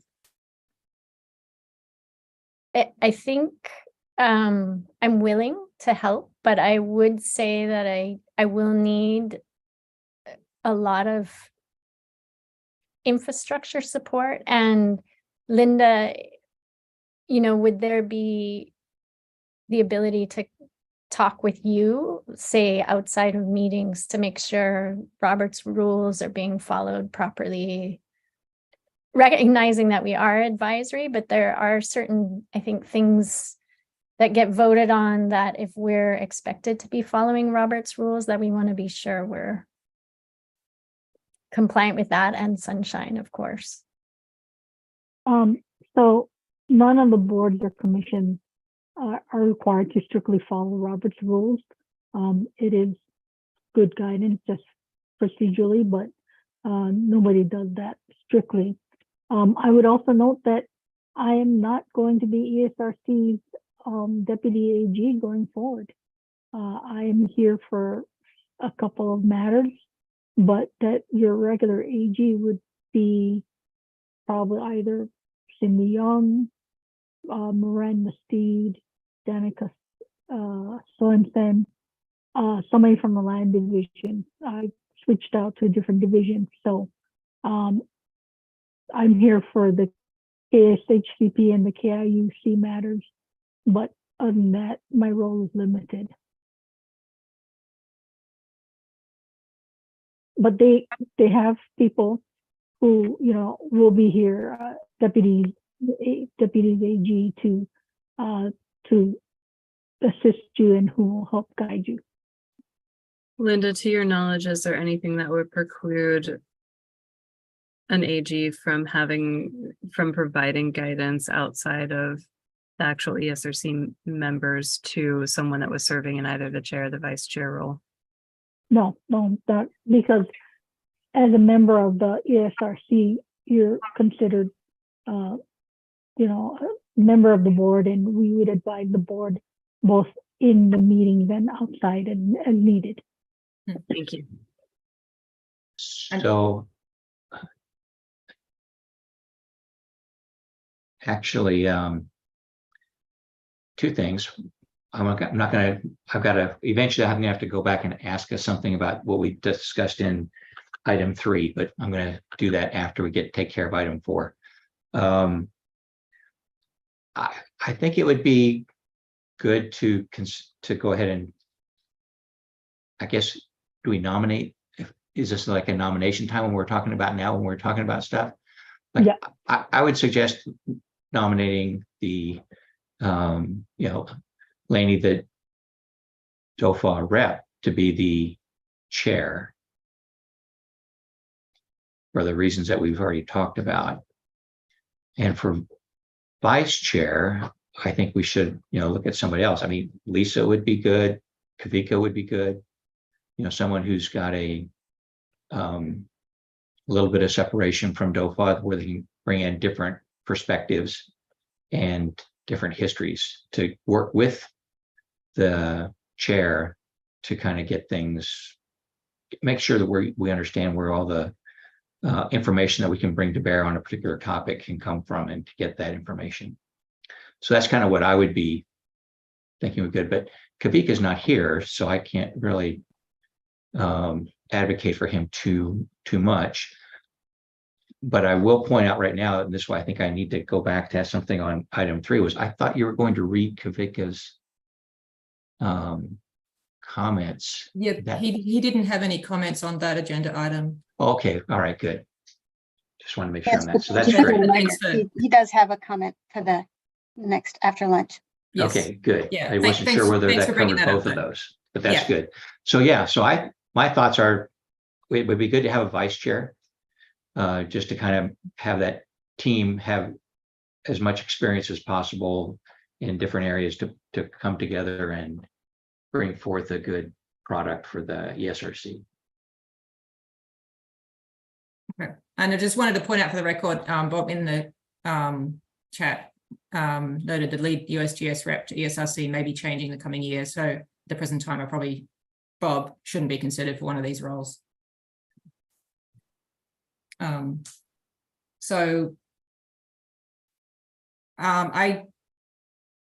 I was thinking was we could have a vote on a chair and a vice chair at the same time, just like one vote for both. So my suggestion is myself as chair and Lisa as vice chair, and we could make a motion. Yeah, the one thing I will ask about is, since we have neither Melissa nor Kavika here, whether or not, has anybody heard whether they're for sure interested in that? Because I know I talked a little bit about Kavika and he didn't seem disinterested in it, but he's not here. So I don't know whether we say we want a chair and a vice chair and then open it up to see if he's interested in that or not. I Yeah. don't want to preclude somebody from actively, throwing their hat in, or Melissa, because I didn't talk to Melissa at all. Yeah, I'm not sure. And that's the other option. We could just defer it to the next meeting. Not that I'm trying to not be supportive of Lisa. I just wanted to make sure everybody had an opportunity if they wanted to be a vice chair or chair. I'm waffling, sorry. Yeah, I know, because it's difficult because this was originally something that came from Kavika. So Gosh, I'm waffling too, Loyal, but I mean, Melissa and Kavika knew that this was coming up on the agenda item. I had hoped that they were going to give some comments ahead of time to Lainey or to staff, but in the absence of doing so, I don't really want to drag this out for another meeting. I don't either, but I also want to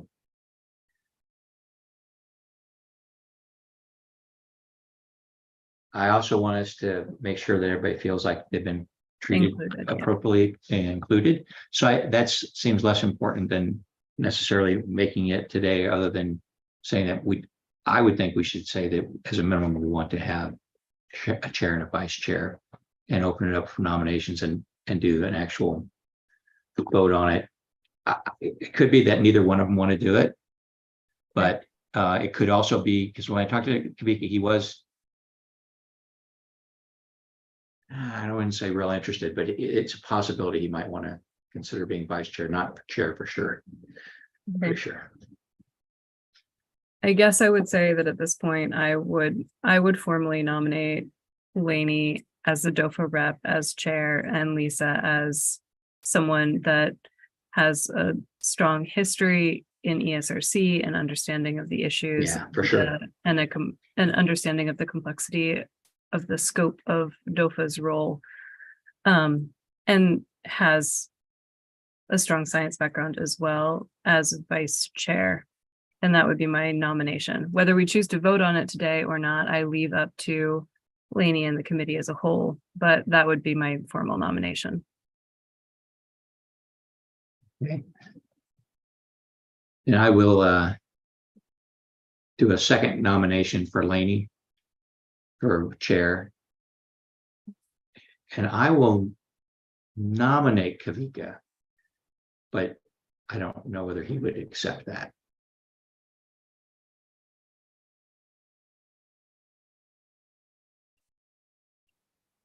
So this is my question is, do we even have the votes to make this happen?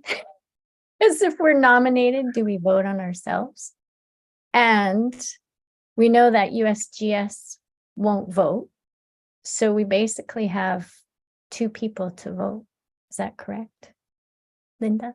No, you can certainly vote for your own nomination. That's perfectly fine. Or vote against it. Yeah, or vote against it. And then as far as the Bob voting, that's up to Bob. But I thought his concern was that he couldn't vote on things that would promote a private concern. But this really has to do with. Yep, he said that he can vote on something like chair. Okay. So it's more the management stuff that his concern is on. So. Thanks for that clarification, Bob. So, but now we have 2 different alternatives for vice chair. So I think what we would do is vote for them separately because they don't have to be run as a ticket. So vote for the chair position first, and then vote for vice chair. You put one nominee up first. If you get the requisite number of votes, you can put the other nominee up, but logically you wouldn't get the requisite number of votes to carry it if the first one does, and vice versa. So I would say vote on the chair nomination first. Okay, sorry, I lost track. So we could vote for the chair position today and then vote on the vice chair in the You next could meeting. vote on vice chair today too. You've got enough. You've got Oh, enough. I see. You've got Sorry. quorum. Members. Okay, I see what you mean. Okay, so I mean, I don't want to motion myself. So, well, let's Well- yeah, let's. I agree. Let's do it separately. So Well, someone want to make the motion? I'll move that we vote for the chair position and that there is one nominee, Lainey, and we open up, and I propose that we vote to confirm her as chair. Okay. Second, I will second. somebody, Okay. So, can we let's take a vote on myself as chair. All in favor, please say aye. I Aye. And Bob confirmed aye in the chat, so that's 5 votes. All right, that one was the easy one.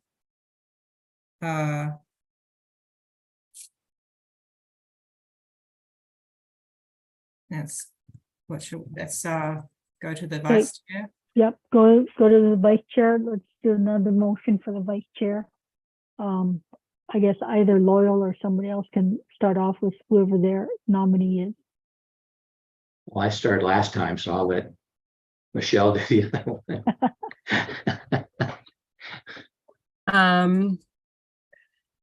I move that we may take a vote for vice chair. There are 2 nominees. I would nominate Lisa Spain for vice chair. All in favor? Oh, do I No, hear you need a second? second. Do I hear You need a a second? I'll second. Okay. Robert's rules are not. All in favor. Okay. That's Okay, 4. so you've got 4.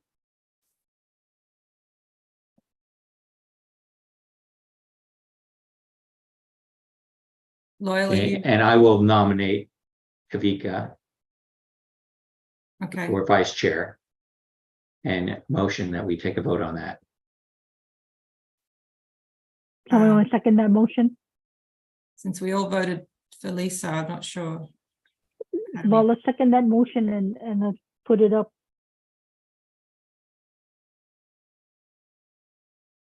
I'm sorry? Somebody has to second Oh, Loyal's motion if Yeah. if you guys want to even vote on it. yeah, but since we all voted for Lisa, I'm not like, I don't feel like, oh, should we, I guess we could just, you say we should go ahead with the vote. I see what you mean. So I'll second. Okay, and then, Okay, You- then now so we then, move for the vote on that motion Move. then. Move for the Yeah. vote. so I'll vote for Kavika. Okay. Here we go. So 1 vote. Okay. So that's 4 votes for Lisa, 1 vote for Kavika. Okay. Okay. Okay. So again, we have a chair and a We have vice it. chair. That's good. Congratulations, Lisa. Congratulations to both of you. Congratulations. Okay. Or we're sorry. And I was Yeah, gonna, that's or- what I was gonna or follow up with. commiserations, Well, one of congratulations, them. and we're very sorry about that. Particularly for Lisa, since she thought she might have gotten out of this in the past. I only have a year left after June, right? And actually, that is something worthwhile to bring up. So I would assume that we as a committee are evaluating those roles on a regular basis. I believe typically it would be an annual basis. Is that correct, Linda? Yes. Okay. So maybe include it in the notes that, these nominations were confirmed in May 2023, and our expectation is that we would be re-voting on this in May 2024. Which would be appropriate because if people are moving off the commission at that time, then June. Agreed. Yeah. Good point. Okay. Perfect. Thanks. Okay. So that's item 4 taken care of. Thank you very much, everyone. I'd like to recess for lunch. I'm getting very hungry. Agreed. Half an hour, So am I. will half an hour work for everybody, or do you need a little bit more time? I can try and make it back in half an hour, Lainey. I gotta run across the street, so I might be 5 or 10 minutes late. Okay, so it's 12:17, let's say 12. Why can't I do 1 math? o'clock? 1 o'clock would be like 40 minutes. Does that sound okay? That'd be great. Okay, so we'll come back at 1 o'clock. Thank you all. Okay, Thank you. thanks. See you then.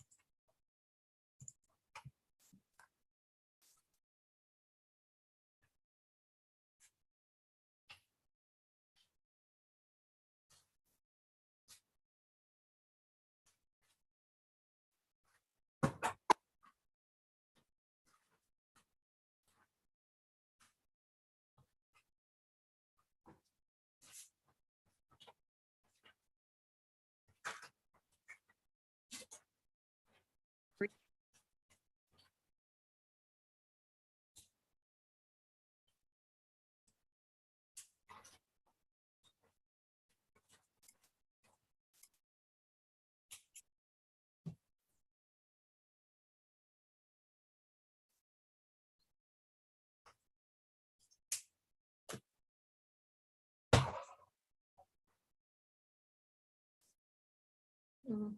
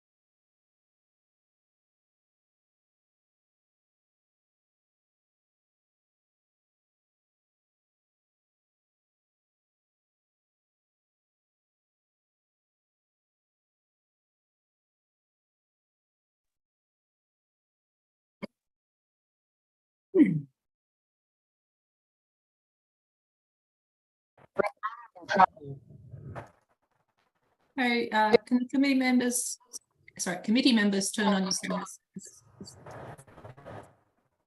If you can.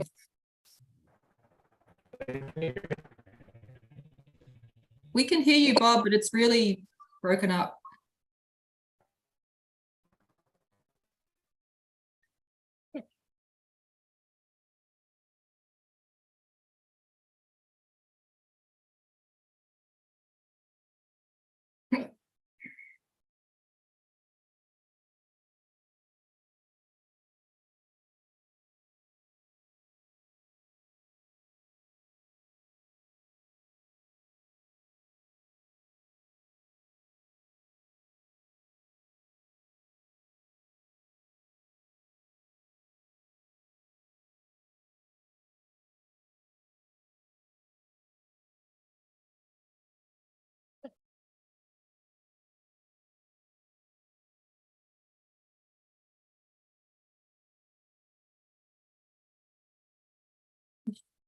Sorry, I'm through.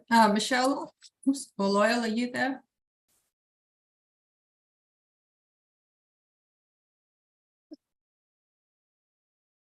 Okay. Bob says he's going to try restarting his computer again. So we'll just have to wait for 2 more people so that we have quorum.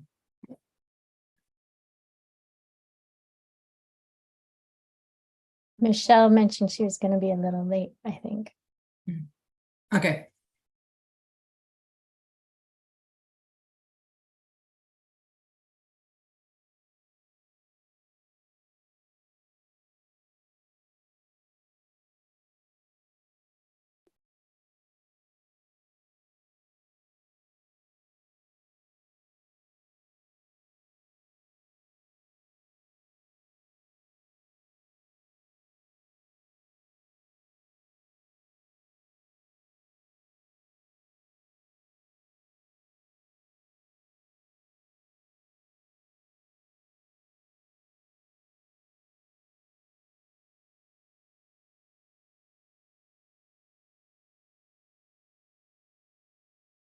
Hi, Loyal.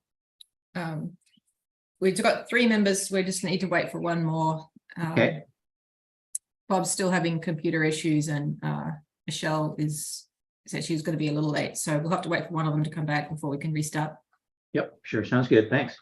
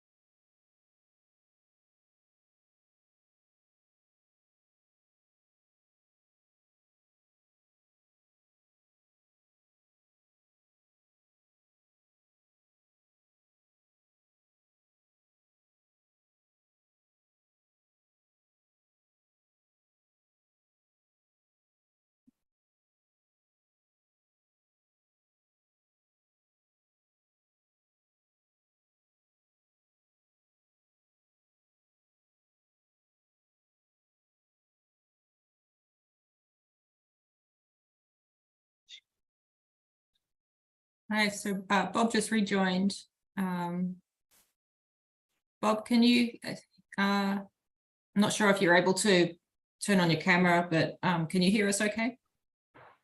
I can hear you. Can you hear me? Yeah, we can hear you perfectly. Oh, amazing. Yeah. Makani is awesome. Okay, thank you, Makani. Okay, so we have quorum now, so let's get started. I think Michelle said she's going to be a little bit late. Item 5 is, whoops.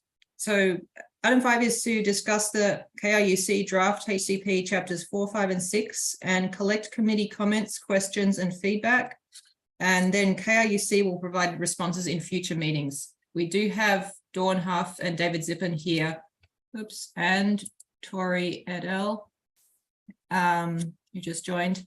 But we do not have staff such as Andre Rain and Mark Travers here. So the purpose here is just to gather comments and questions and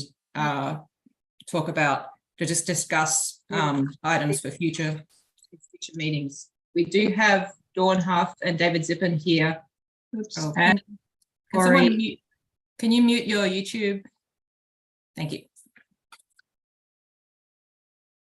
All right. So, and unfortunately, Kate says she's lost her voice, or is losing her voice. So I'm going to speak for a little bit. Sorry, I have to switch between screens now. So we had 2 days on Kauai, during which we had a site visit plus a day of presentations. Today, we'd want to open up this agenda item to collect any questions or comments that the committee may have based on those presentations or based on reading the draft document. We do have Dawn Huff from KRUC here today, but we don't have the key consultants available. So rather than it being a dialogue, this is going to be an opportunity to pose questions or comments so that KRUC can prepare responses and provide those in future meetings. We do have comments from Kavika, who asked for those to be read out. So I'm going to go ahead and read those out now. It's a page and a half, so it'll take me a little bit. So these are comments on KRUC draft HCP from ESRC member Dr. Kavika Winter, received May 16, 2023. The cumulative net benefit as articulated in Chapter 195D means that the endangered species in question should be better off with the project in place than without it. I'm concerned because I just don't see how this proposed HCP results in a cumulative net benefit for Oahu or Ao in light of the staggering amounts of take that has happened and continues to happen.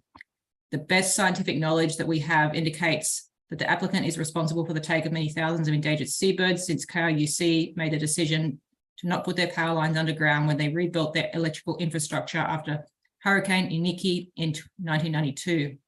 That is more than 30 years of take that has directly contributed to population collapse of these critically endangered species. First and foremost, I would like to hear from the applicant in a clear and concise statement the theoretical foundation for their thinking about how their proposed HCP amounts to a cumulative net benefit. For example, does their mitigation lead to an increase in the population beyond the amount of negative impact that their electrical infrastructure has had on these populations? Or are they increasing the number of viable breeding colonies above what exists now? Or are they increasing the genetic diversity of a narrowing gene pool to support the ability of these birds to adaptively evolve to survive current conditions? Or are they viewing cumulative net benefit in another way? In addition to the primary questions above, I have the following concerns and associated questions. Number 2, when KRUC made the decision to not put their power lines underground after Hurricane Iniki in 1992, there were multiple viable breeding colonies of both Oahu and Ao throughout the island of Kauai, each with their own population dynamics. These many breeding colonies cumulatively represented a broader genetic diversity than exists today. This proposed HCP supports mitigation efforts within the breeding colony of the Ho'opanapali region only. It does not have any mitigation projects in the other breeding colonies around the island nor does it propose to revive the breeding colonies that have been extirpated in the last 30 years. Deterrence alone outside the Hono-o-Pali region would not be enough to maintain the breeding colonies between Wainiha to Waimea as the car drives, which is the vast majority of the island. I don't logically see how a plan that does not support the perpetual existence of multiple breeding colonies throughout the majority of the island equates to cumulative net benefit for a project that has significantly contributed to the population. So it's a collapse of these same populations. Can the applicant explain their logic here? Number 3, previous drafts of the HCP included a predator-proof fence that encompassed Upper Manoa and Upper Limahuli Valley.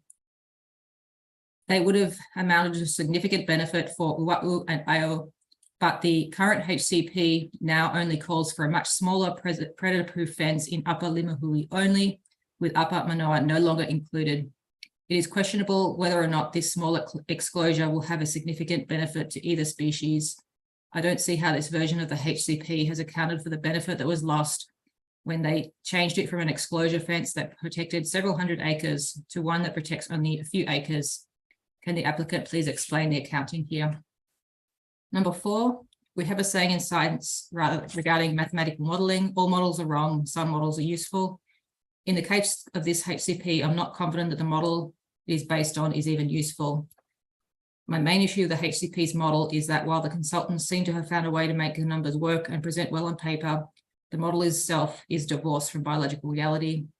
As far as I can tell, in order to get the numbers needed to making the model work, the consultants have counted the total individuals in all remaining colonies outside the Hono-o-Pali region and treated them as if they exist in a single large breeding colony, but that is not reflective of biological reality. Healthy breeding colonies need a certain critical mass to maintain certain population dynamics. For instance, from a modeling perspective, the response strength to losing 5 breeding adults is extremely different in a large breeding colony versus a small breeding colony, and the predicted mathematical effects on those populations should be quite different. However, the model presented in this proposed HCP does not make this biological reality this biological reality into account, and it is therefore inaccurately paints a picture of minimal population level impact for the take of each breeding adult. Can the applicant explain why this proposed HCP does not take into account the mathematical effect associated with take in the various small breeding colonies throughout the island outside of the Hono-o-Pali region? That's Kavika's comments. So those are, like I said, those are questions that Kavika asked to be read out and will be addressed in future meetings.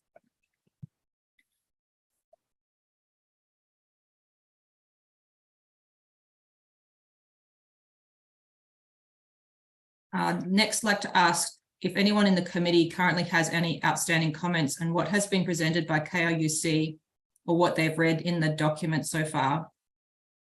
You can make your comments here now during the meeting, or you can send them to staff later on. Also, if you prefer to have Word versions on the draft chapters for review, we can send those.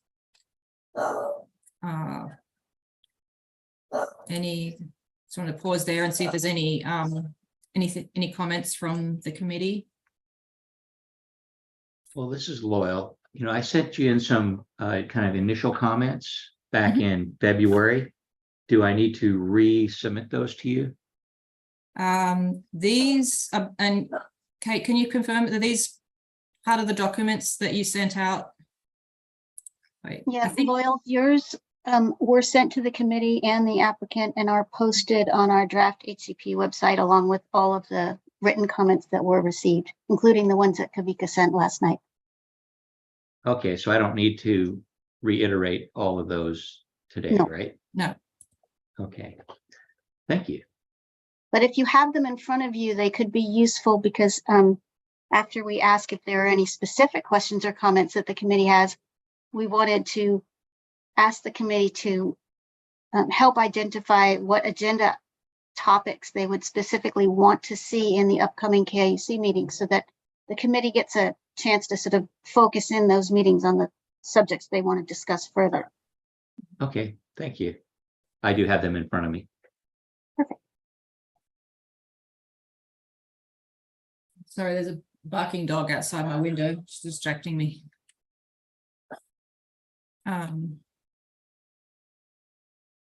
So like Kate said, we have several more meetings coming up that will be devoted to reviewing the KIUC draft. I'm sorry, I'm gonna have to shut the door. Hey. Sorry about that. Some committee members have said they'd like to have less presentations from KIUC and more dialogue amongst the committee members and KIUC and their representatives. So what we're asking today is for the ESRC to prioritize what they would like to have, like the topics that they would like to have discussed during those meetings. And Kate's going to screen share a draft list of agenda topics that we can go through. And then that will be used to help shape the agenda for those future meetings that we have coming up. Has anyone got any questions on what I've just gone through or any comments?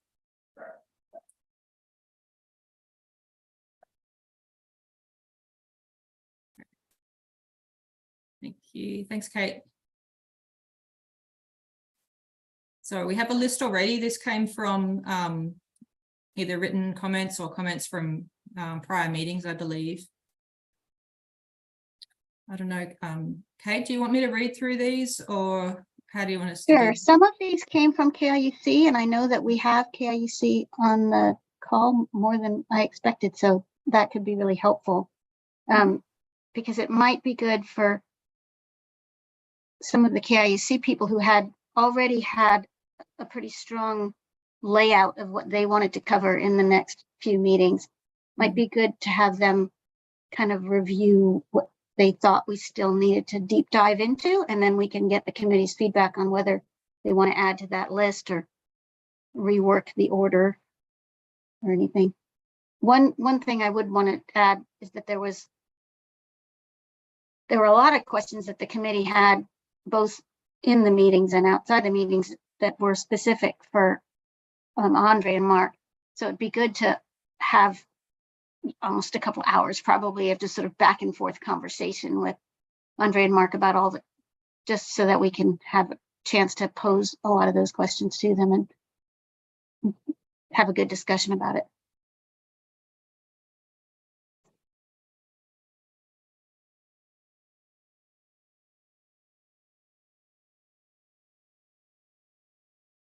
And I don't know if anybody from KIUC wants to chime in on what they were thinking for upcoming meetings.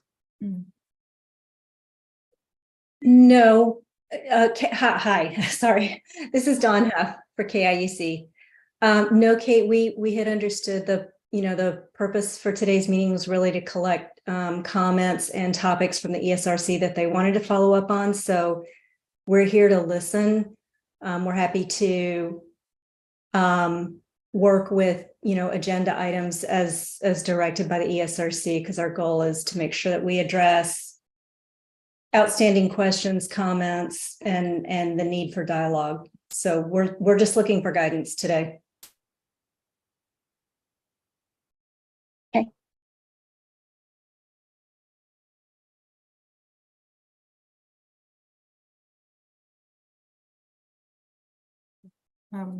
Hey, do you want me to, should we go through these? I'm not really sure what's the best, what's the best approach? Right. Linda told me to make the font bigger, so I'm trying to do that. Okay, no, that's good. I'm not sure in total how many more meetings we're going to have. I know that we've been told they each will be half-day meetings, and I know we have 2 booked for June already. So it might be good for the committee to say what they would want covered in those first 2 meetings. And then we can still generate a loose list, but if we're trying to prioritize for what we can get out sooner, it would be good for the committee to focus on that, the next 2 meetings in June. So maybe out of this list, if the committee members have particular agenda items that they wanted to hear sooner rather than later, and we could maybe like highlight those. Yeah. Okay.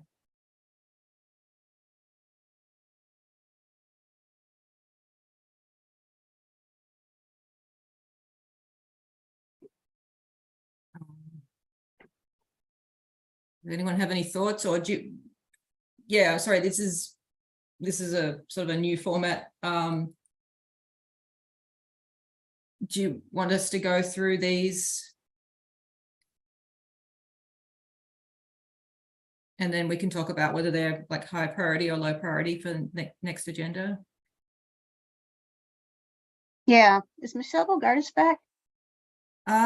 Good question. I'm Yes. here. Okay. Hey, everybody.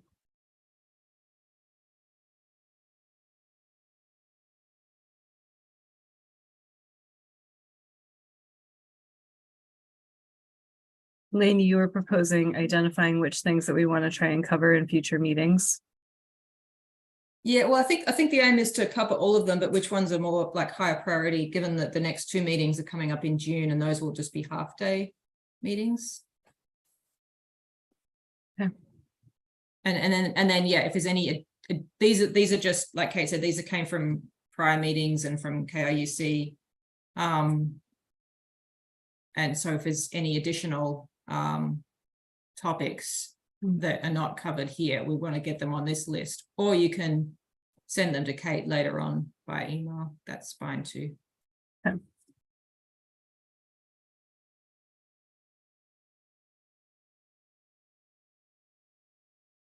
Well, I think an obvious one is that it'd probably be good for the committee to spend a day on monitoring and adaptive management. We know that that's going to be something that the committee is going to want to look into, and given the complexity of this project and the lots of moving parts, I think that it's warranted to spend some time looking on how monitoring, success criteria, adaptive management all work together to get us where we need to be, especially with new information coming in the door. I don't know where that falls on the priority list, but I'll just throw that out there as one piece that I think that the committee would likely want to see. Okay.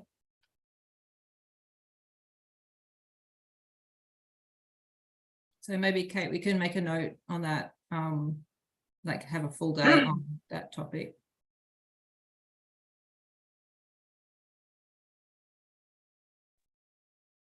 Lainey, I know that Kavika had some comments and some questions on the overall strategy, conservation strategy. Yeah. I don't know how we want to handle that one. For the benefit of the committee, I'll just say that a lot of that was at the direction of the agencies. Mm-hmm. And so, to the extent that the agencies can explain why we asked KIUC to take on that conservation strategy, I think we're happy to. But this isn't kind of out of thin air, and it isn't necessarily something that KIUC is just proposing. This is something that we directed them to do. That's based off of the recovery strategy for Newell Shearwater. So go ahead, Loyal. Yeah, I do think this needs to be talked about first, front and center, to be honest, because, to me, the HCP is exceptionally underwhelming in what it's going to deliver, from what I can tell.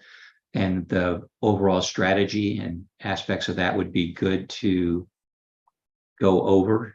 And if it's coming from the agencies, then it would be good to see how that fits into the overall plan for Newell Shearwater in particular, and why this is the right thing to do. Because it's not obvious or clear in the HCP as to why we're going down this road. I mean, 10 years ago, we had talked about this, but it's been 10 years and we still don't have an HCP. So I'm not sure that, I do think we need to sit down and talk about it and figure out why this is the right thing to do, because it's not clear. Okay. And that includes this overall strategy, the goals, the benefits, and why we think there's a chance that this will succeed.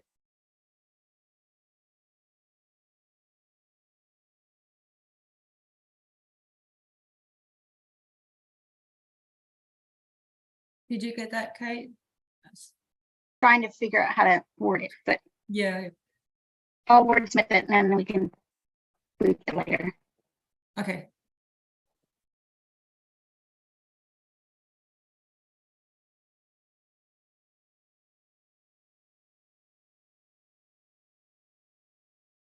How does that look, Loyal? You said, I think that looks okay. Okay. But the key things that we're going to want to focus on, I'm sure, and I know Kavika will, are things like focusing on just one subpopulation to protect and build up, and letting the others go. And the focus on small, tiny areas for production of birds. Those are going to be things that'll be good to discuss, because they are at least problematic in some of our minds. yeah.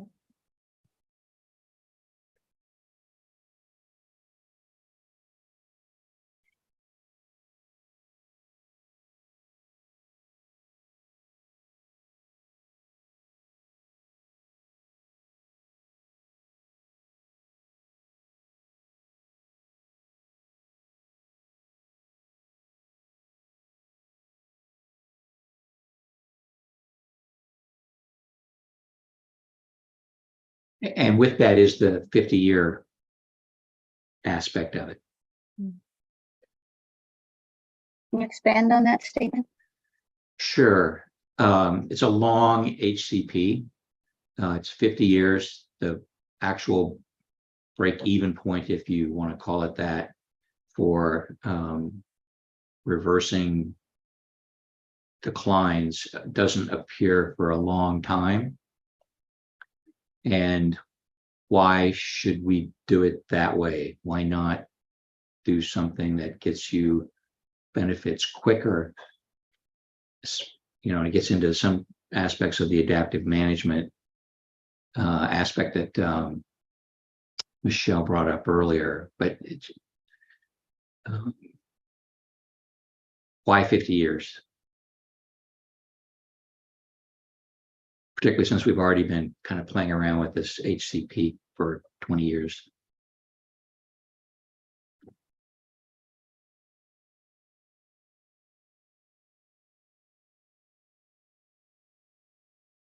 We can get into it, Loyal. I'll just say that also was at the suggestion of the agencies in an attempt to increase the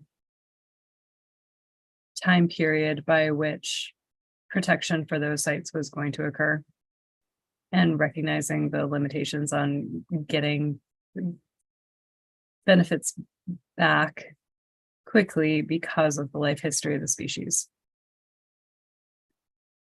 Yep, I can understand that. Yep.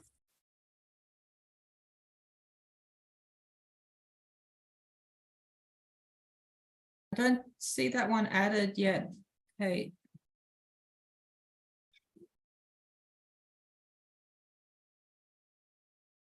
Give me a second and I'll type it. How the 50-year permit term connects to the ability to reach biological goals and objectives. Loyal, is that? Sure, that gives us a good starting point. Yeah, I also heard, and this is David Zippin with ICF. I also heard Loyal say, is there anything else we can do that would produce benefits faster? Exactly. That would be part of it. Yes. Sure. Yeah.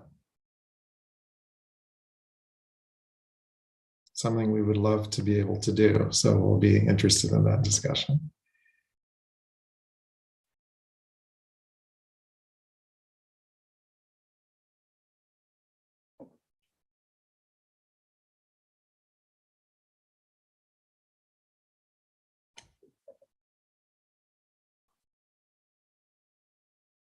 I think at some point it would be good I don't know whether I'm the only person that would be wanting that, but to really look at the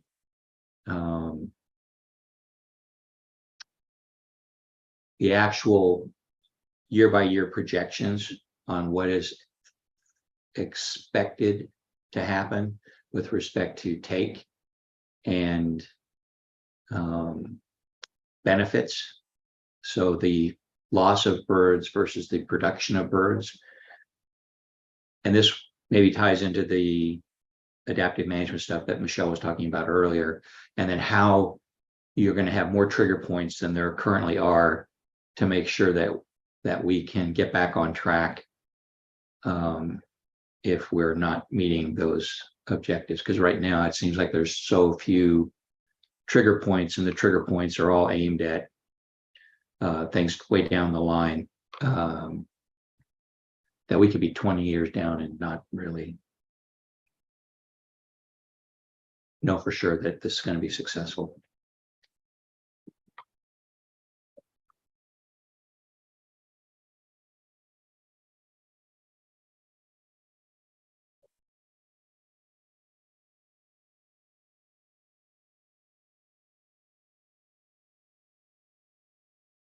Has KIUC already found their 10th site yet?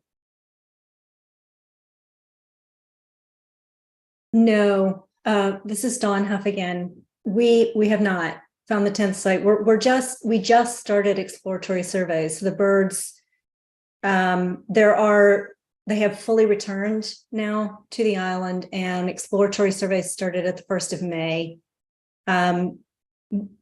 We won't have the data collected until the end of the year, basically. So we'll be making a decision at the end of 2023.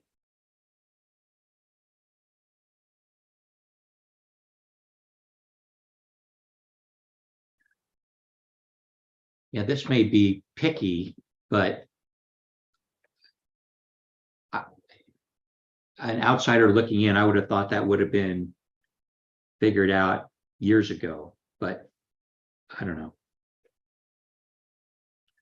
We did have a 10th site identified. We lost the ability. We found out basically in December of 2022 that we were not going to be able to utilize Upper Manoa as a conservation site. So over the next year, we'll be assessing several different sites to find a replacement site for Upper Manoa.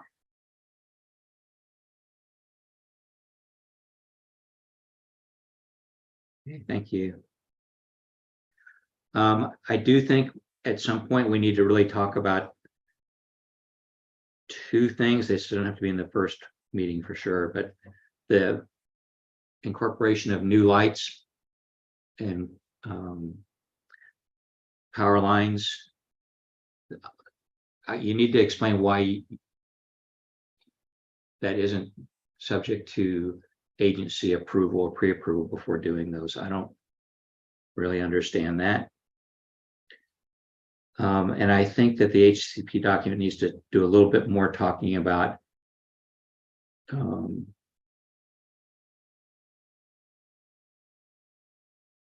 how they're dealing with water birds and turtles.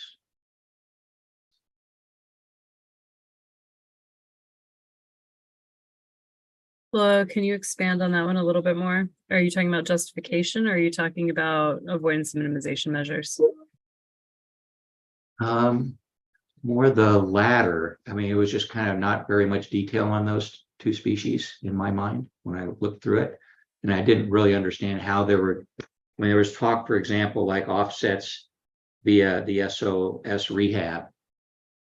And I'm unclear how that is happening and why that is an appropriate measure. If, for example, a lot of those birds that are being rehabbed through SOS are coming from somewhere else, if they're just random pickups, I can kind of see that. If they're as a result of take by other parties, then I don't think that's going to be an appropriate use, because then you're institutionalizing that take. And not, you know, you've lost your ability to really do a real mitigation. Kate, do you have what you need to capture that? No. Sorry. I just say need to discuss, I'll say SOS offsets, both for seabirds and for water birds.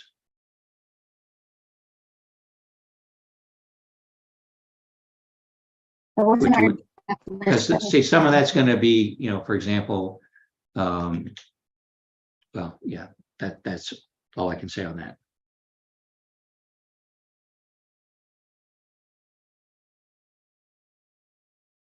And I do have a question on why you're using total power line strikes as your metric as to impacts to seabirds rather than using estimated mortality and lost reproduction, because your power line strike metrics can change, or the ratio of dead or injured birds may change over time as we get more information. So I'm not sure why we would use the total strikes. Seems like it'd be better to use the mortality and lost reproduction.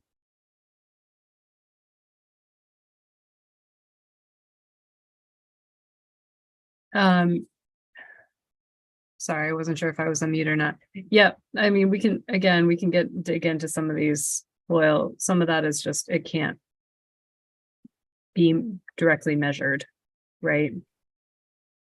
Correct.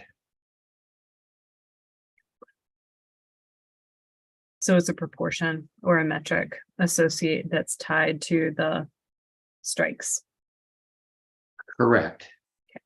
It is, but that metric or that relationship may change over time as you get more information, or as things change, whether it's the power lines themselves or the types of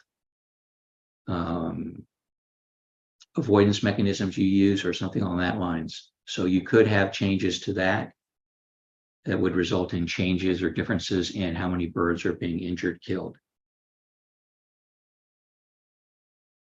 Think of it as in relationship to the SOS and the released birds that were done initially. Well, before they did the released birds, they thought it would be 100% survival on the SOS released birds. Studies have shown that it's probably less than that.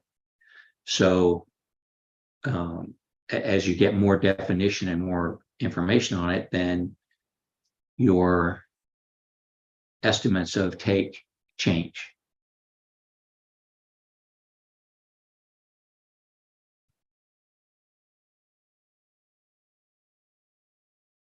So is this a monitoring and adaptive management question for how the HCP will adjust as new information comes in? Or is this specific to mortality? It's specific to mortality. I mean, it would have an adaptive management aspect to it, but it's really what you're setting up as the definition of success for the HCP.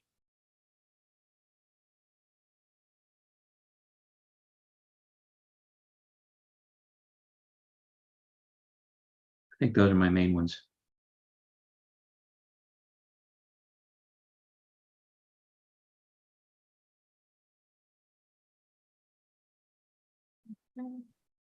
Thanks, Lyle.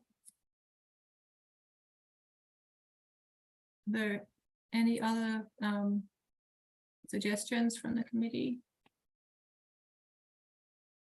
And there's more in the following page, just so you know.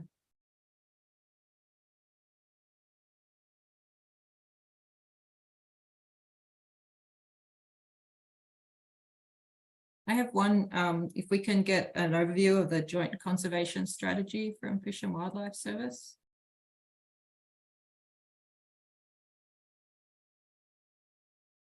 Yes. I think I'd want a little bit more information about exactly what you would like us to present. And I would ask the committee to review some documents in advance of that meeting so that everyone can kind of come in with questions already formulated and some background material already digested. Okay. I'm just gonna say this. This project has been in process for, gosh, I'm not sure how long exactly, but at least I've been working with KIUC for the last 13 years, and that is still relatively short in comparison to the length of what's happened with this issue. There are a lot of conversations. There's a massive amount of material associated with it.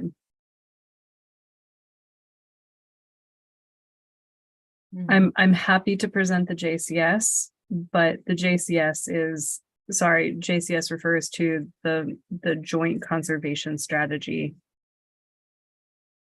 that the service worked on with DOFA several years ago.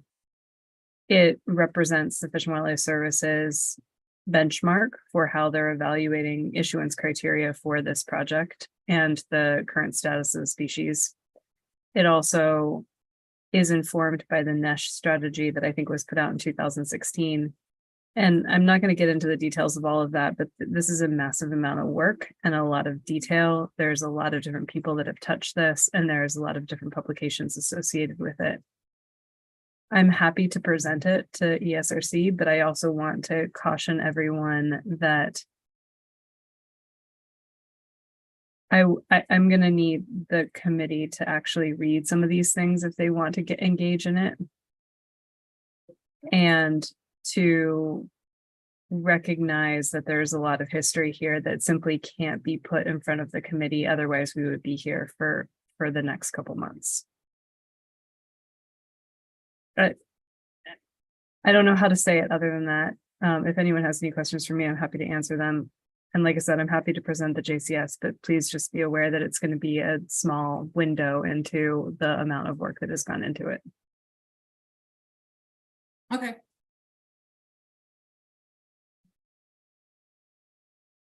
I think Bob had a comment, but he's having trouble with his microphone again. Bob, do you want to try again?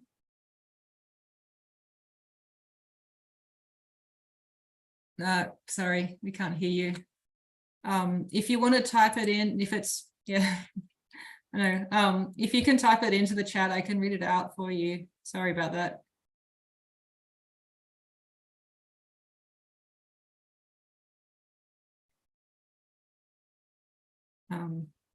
While Bob is typing, I was listening to some of the committee questions when we were on Kauai in the library that time.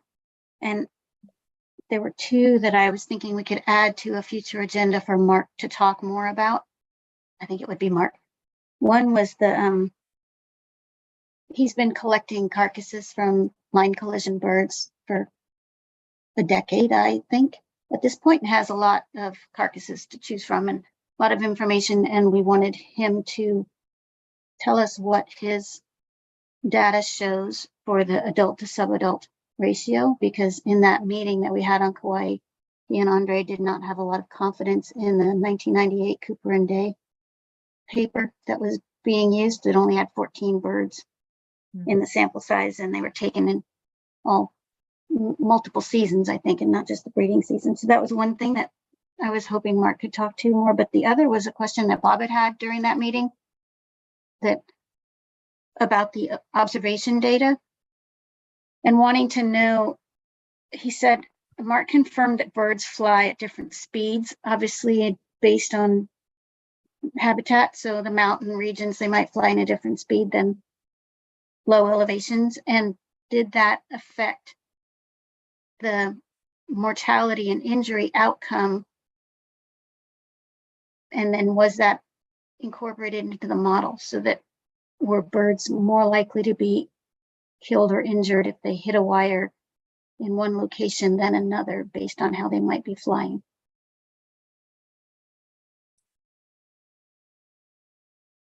Those are the only two things I remember from that meeting.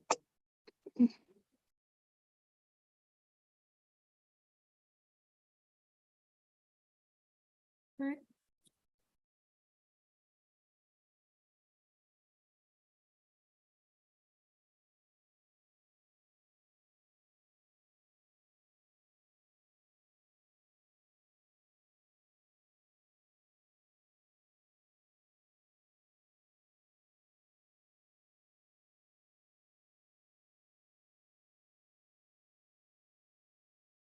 And Bob, if you're not able to, if it's sort of too complicated to type into the chat too, you can just reach out to Kate directly by email.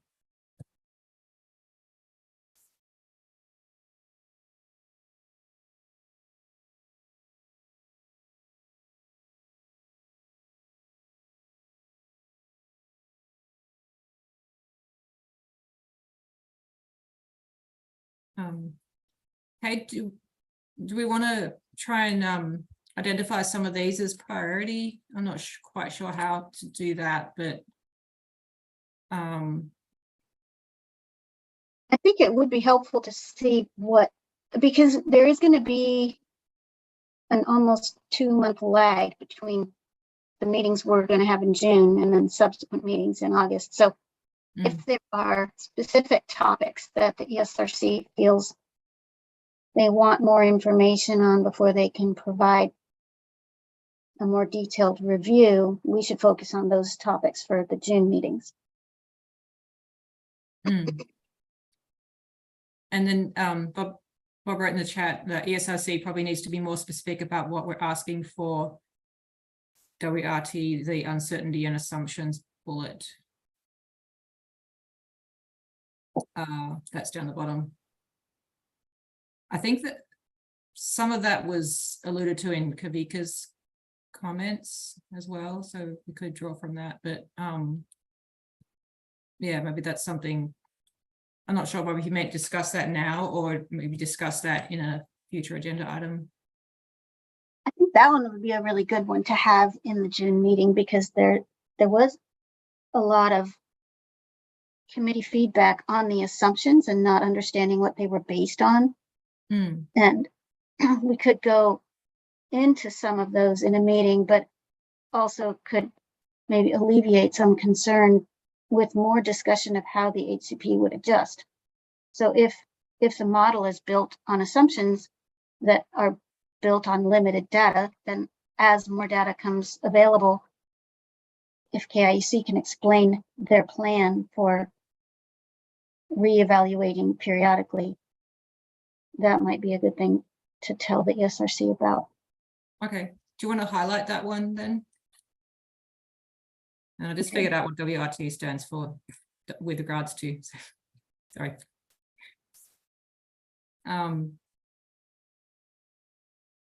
Okay.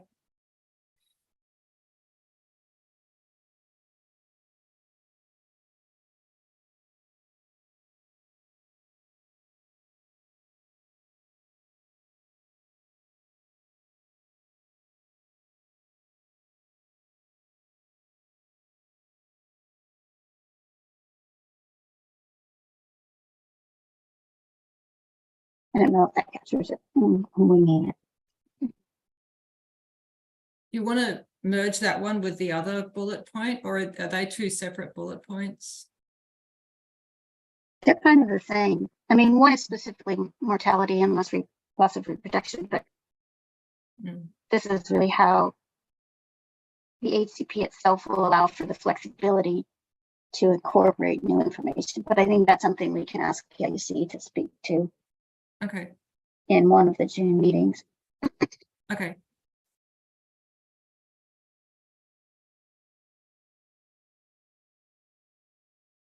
Which other ones do we want to be added to the agenda for the June meetings? Just asking the committee which of these are the priority ones that you want to hear sooner. Well, the overall strategy stuff, those things that were big ticket discussions probably needed to be done sooner rather than later, so that we all get a common understanding of how this fits together. Okay, so the first two or the first three? Or four? Or is it the bullet that says just overview and rationale for conservation strategy? That one? Yeah, you can do that stuff as long as you throw in the 50 years. Yeah.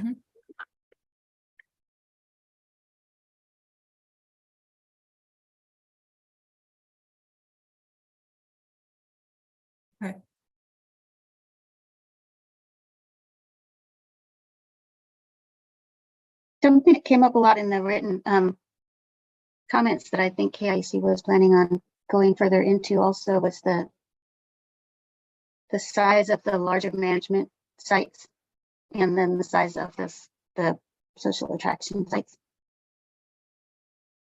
and how those fit together. Yeah. I mean, there's gonna be a lot of little kind of detail things, like I know Melissa in particular, really wants to understand the data behind the use of unfenced predator exclusion areas.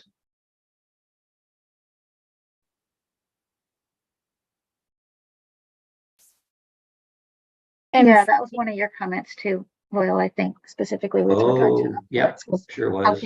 how can you possibly keep ungulates out of any area without a fence? Yeah, I mean, for both ungulates and for the other predators, the non-ungulate predators. And that in reflecting back on my notes, this is Lisa from that meeting on the 28th, it was quite challenging to track like which parcels were no fence, no predator control, which were predator. So I too am very concerned about how the units are set up and how the long-term management of those units is going to be carried out given the fencing regime. I would also kind of state, I do have a concern of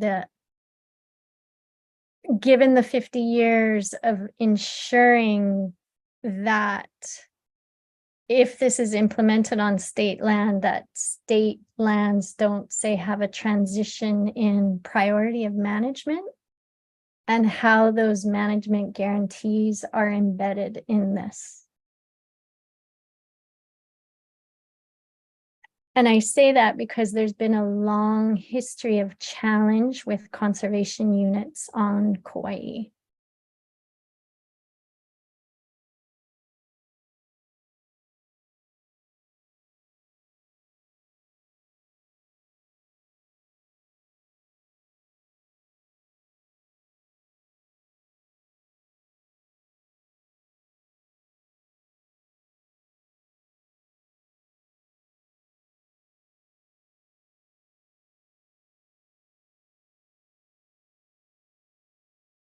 Okay.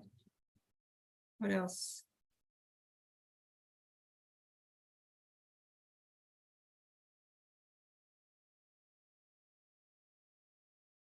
Hey, do you think we have enough to fill the next 2 meetings, or do we need a couple more bullets identified? We definitely have enough to, I mean, it's 2 half-day meetings, but we can work with KIC too and see what they were thinking. And if the committee has anything else to add or strong preferences for priority of what we talk about first, they can just email me. Okay. And we'll be sending out a draft agenda as well. You can add your input there as in addition. So I have to Yeah. admit, I'm kind of struggling with this format. I do think that it would help to simplify some of these, well, not simplify the topics, but simplify the topics that are going to get discussed for meetings and to lump them into categories that make the most sense for them to go together and in what order they should go together. I don't know if that needs to happen in the meeting or if that can happen offline, but as it's written right now, it's pretty hard to follow exactly what we're going to do and when and why. Yeah, I agree. We can work on that. And yeah, I think some of these overlap and they need to be, some of them need to be merged and some of them need to be grouped together and make them more, and we can sort of restructure them so it sort of more turns into more of a, agendaized. Now that we have a better sense of what the committee's big picture items are, I can rework this and send it around for people.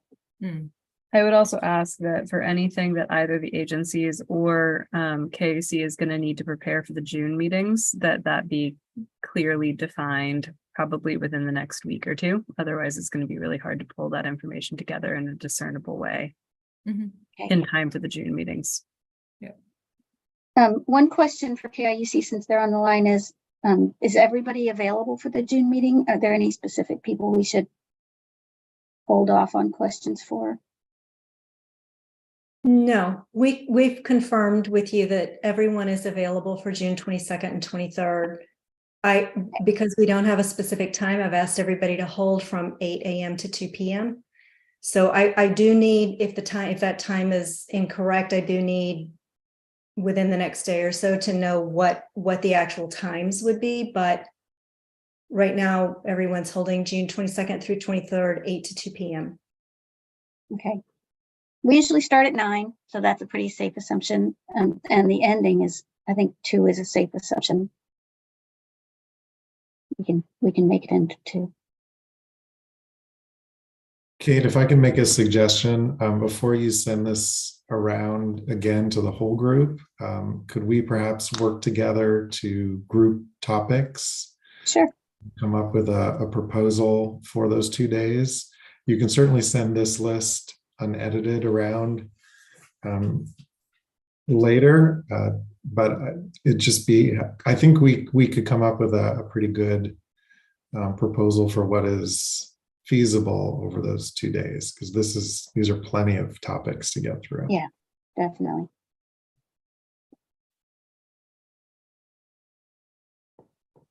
Okay.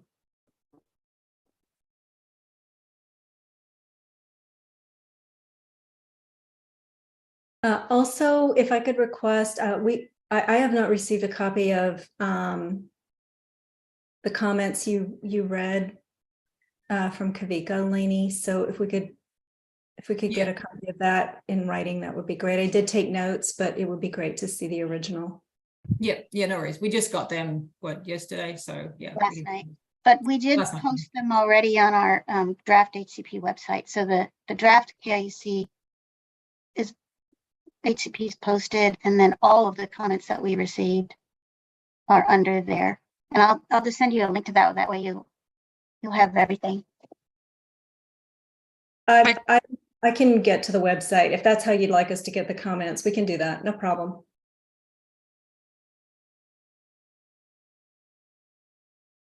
Okay. So I think we've got a plan for the next, a plan to make a plan for the next 2 meetings. And I think, Kate, you've already reached out regarding the doodle poll for the August, September, and October meetings. So is there anything else that we need for this agenda item, or do you have everything that you need? I think I'm good. I think I'll work with David Zippin, and we'll tighten up a list for the first few meetings, and then we'll go from there. Okay. And I'll send it around to the committee too, just to make sure we're catching what they wanted us to capture. Yeah. Okay. Is there any other comments or questions from the committee? So otherwise, I think we're going to adjourn a little early.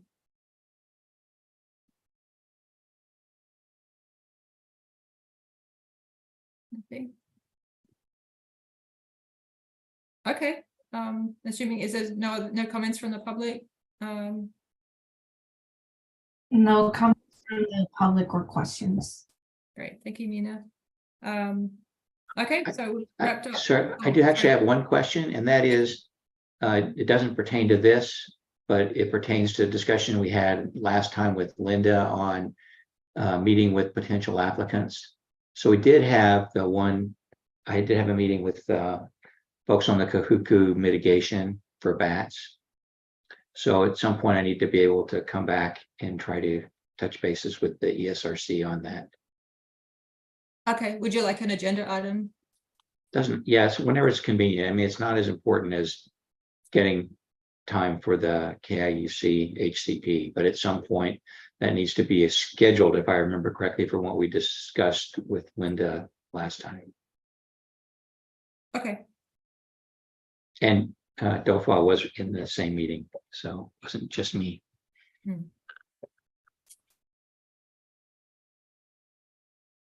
Okay, we'll make sure that happens. Thank you. Appreciate that. Okay, if there's anything else, last chance. Okay, I'd like to make a motion to, oops, someone's just joining. I don't know who's Kate Freund? Oops. She's Just from wildlife Reed. service. Oh, okay. Oh, she's joining just in time. I'd like to Missed make all a the good motion. stuff. Oh, sorry, was it? She missed all the good stuff. Yeah. I'd like to make a motion to adjourn the meeting. Second. Thank you. All in favor, please. Bye. 3, 4, Aye. 5. All right, thank you. So the meeting is adjourned at 2:01 p.m. Thank you, everyone. Thanks, Thanks, everyone. Lily. Bye now. Okay. Bye.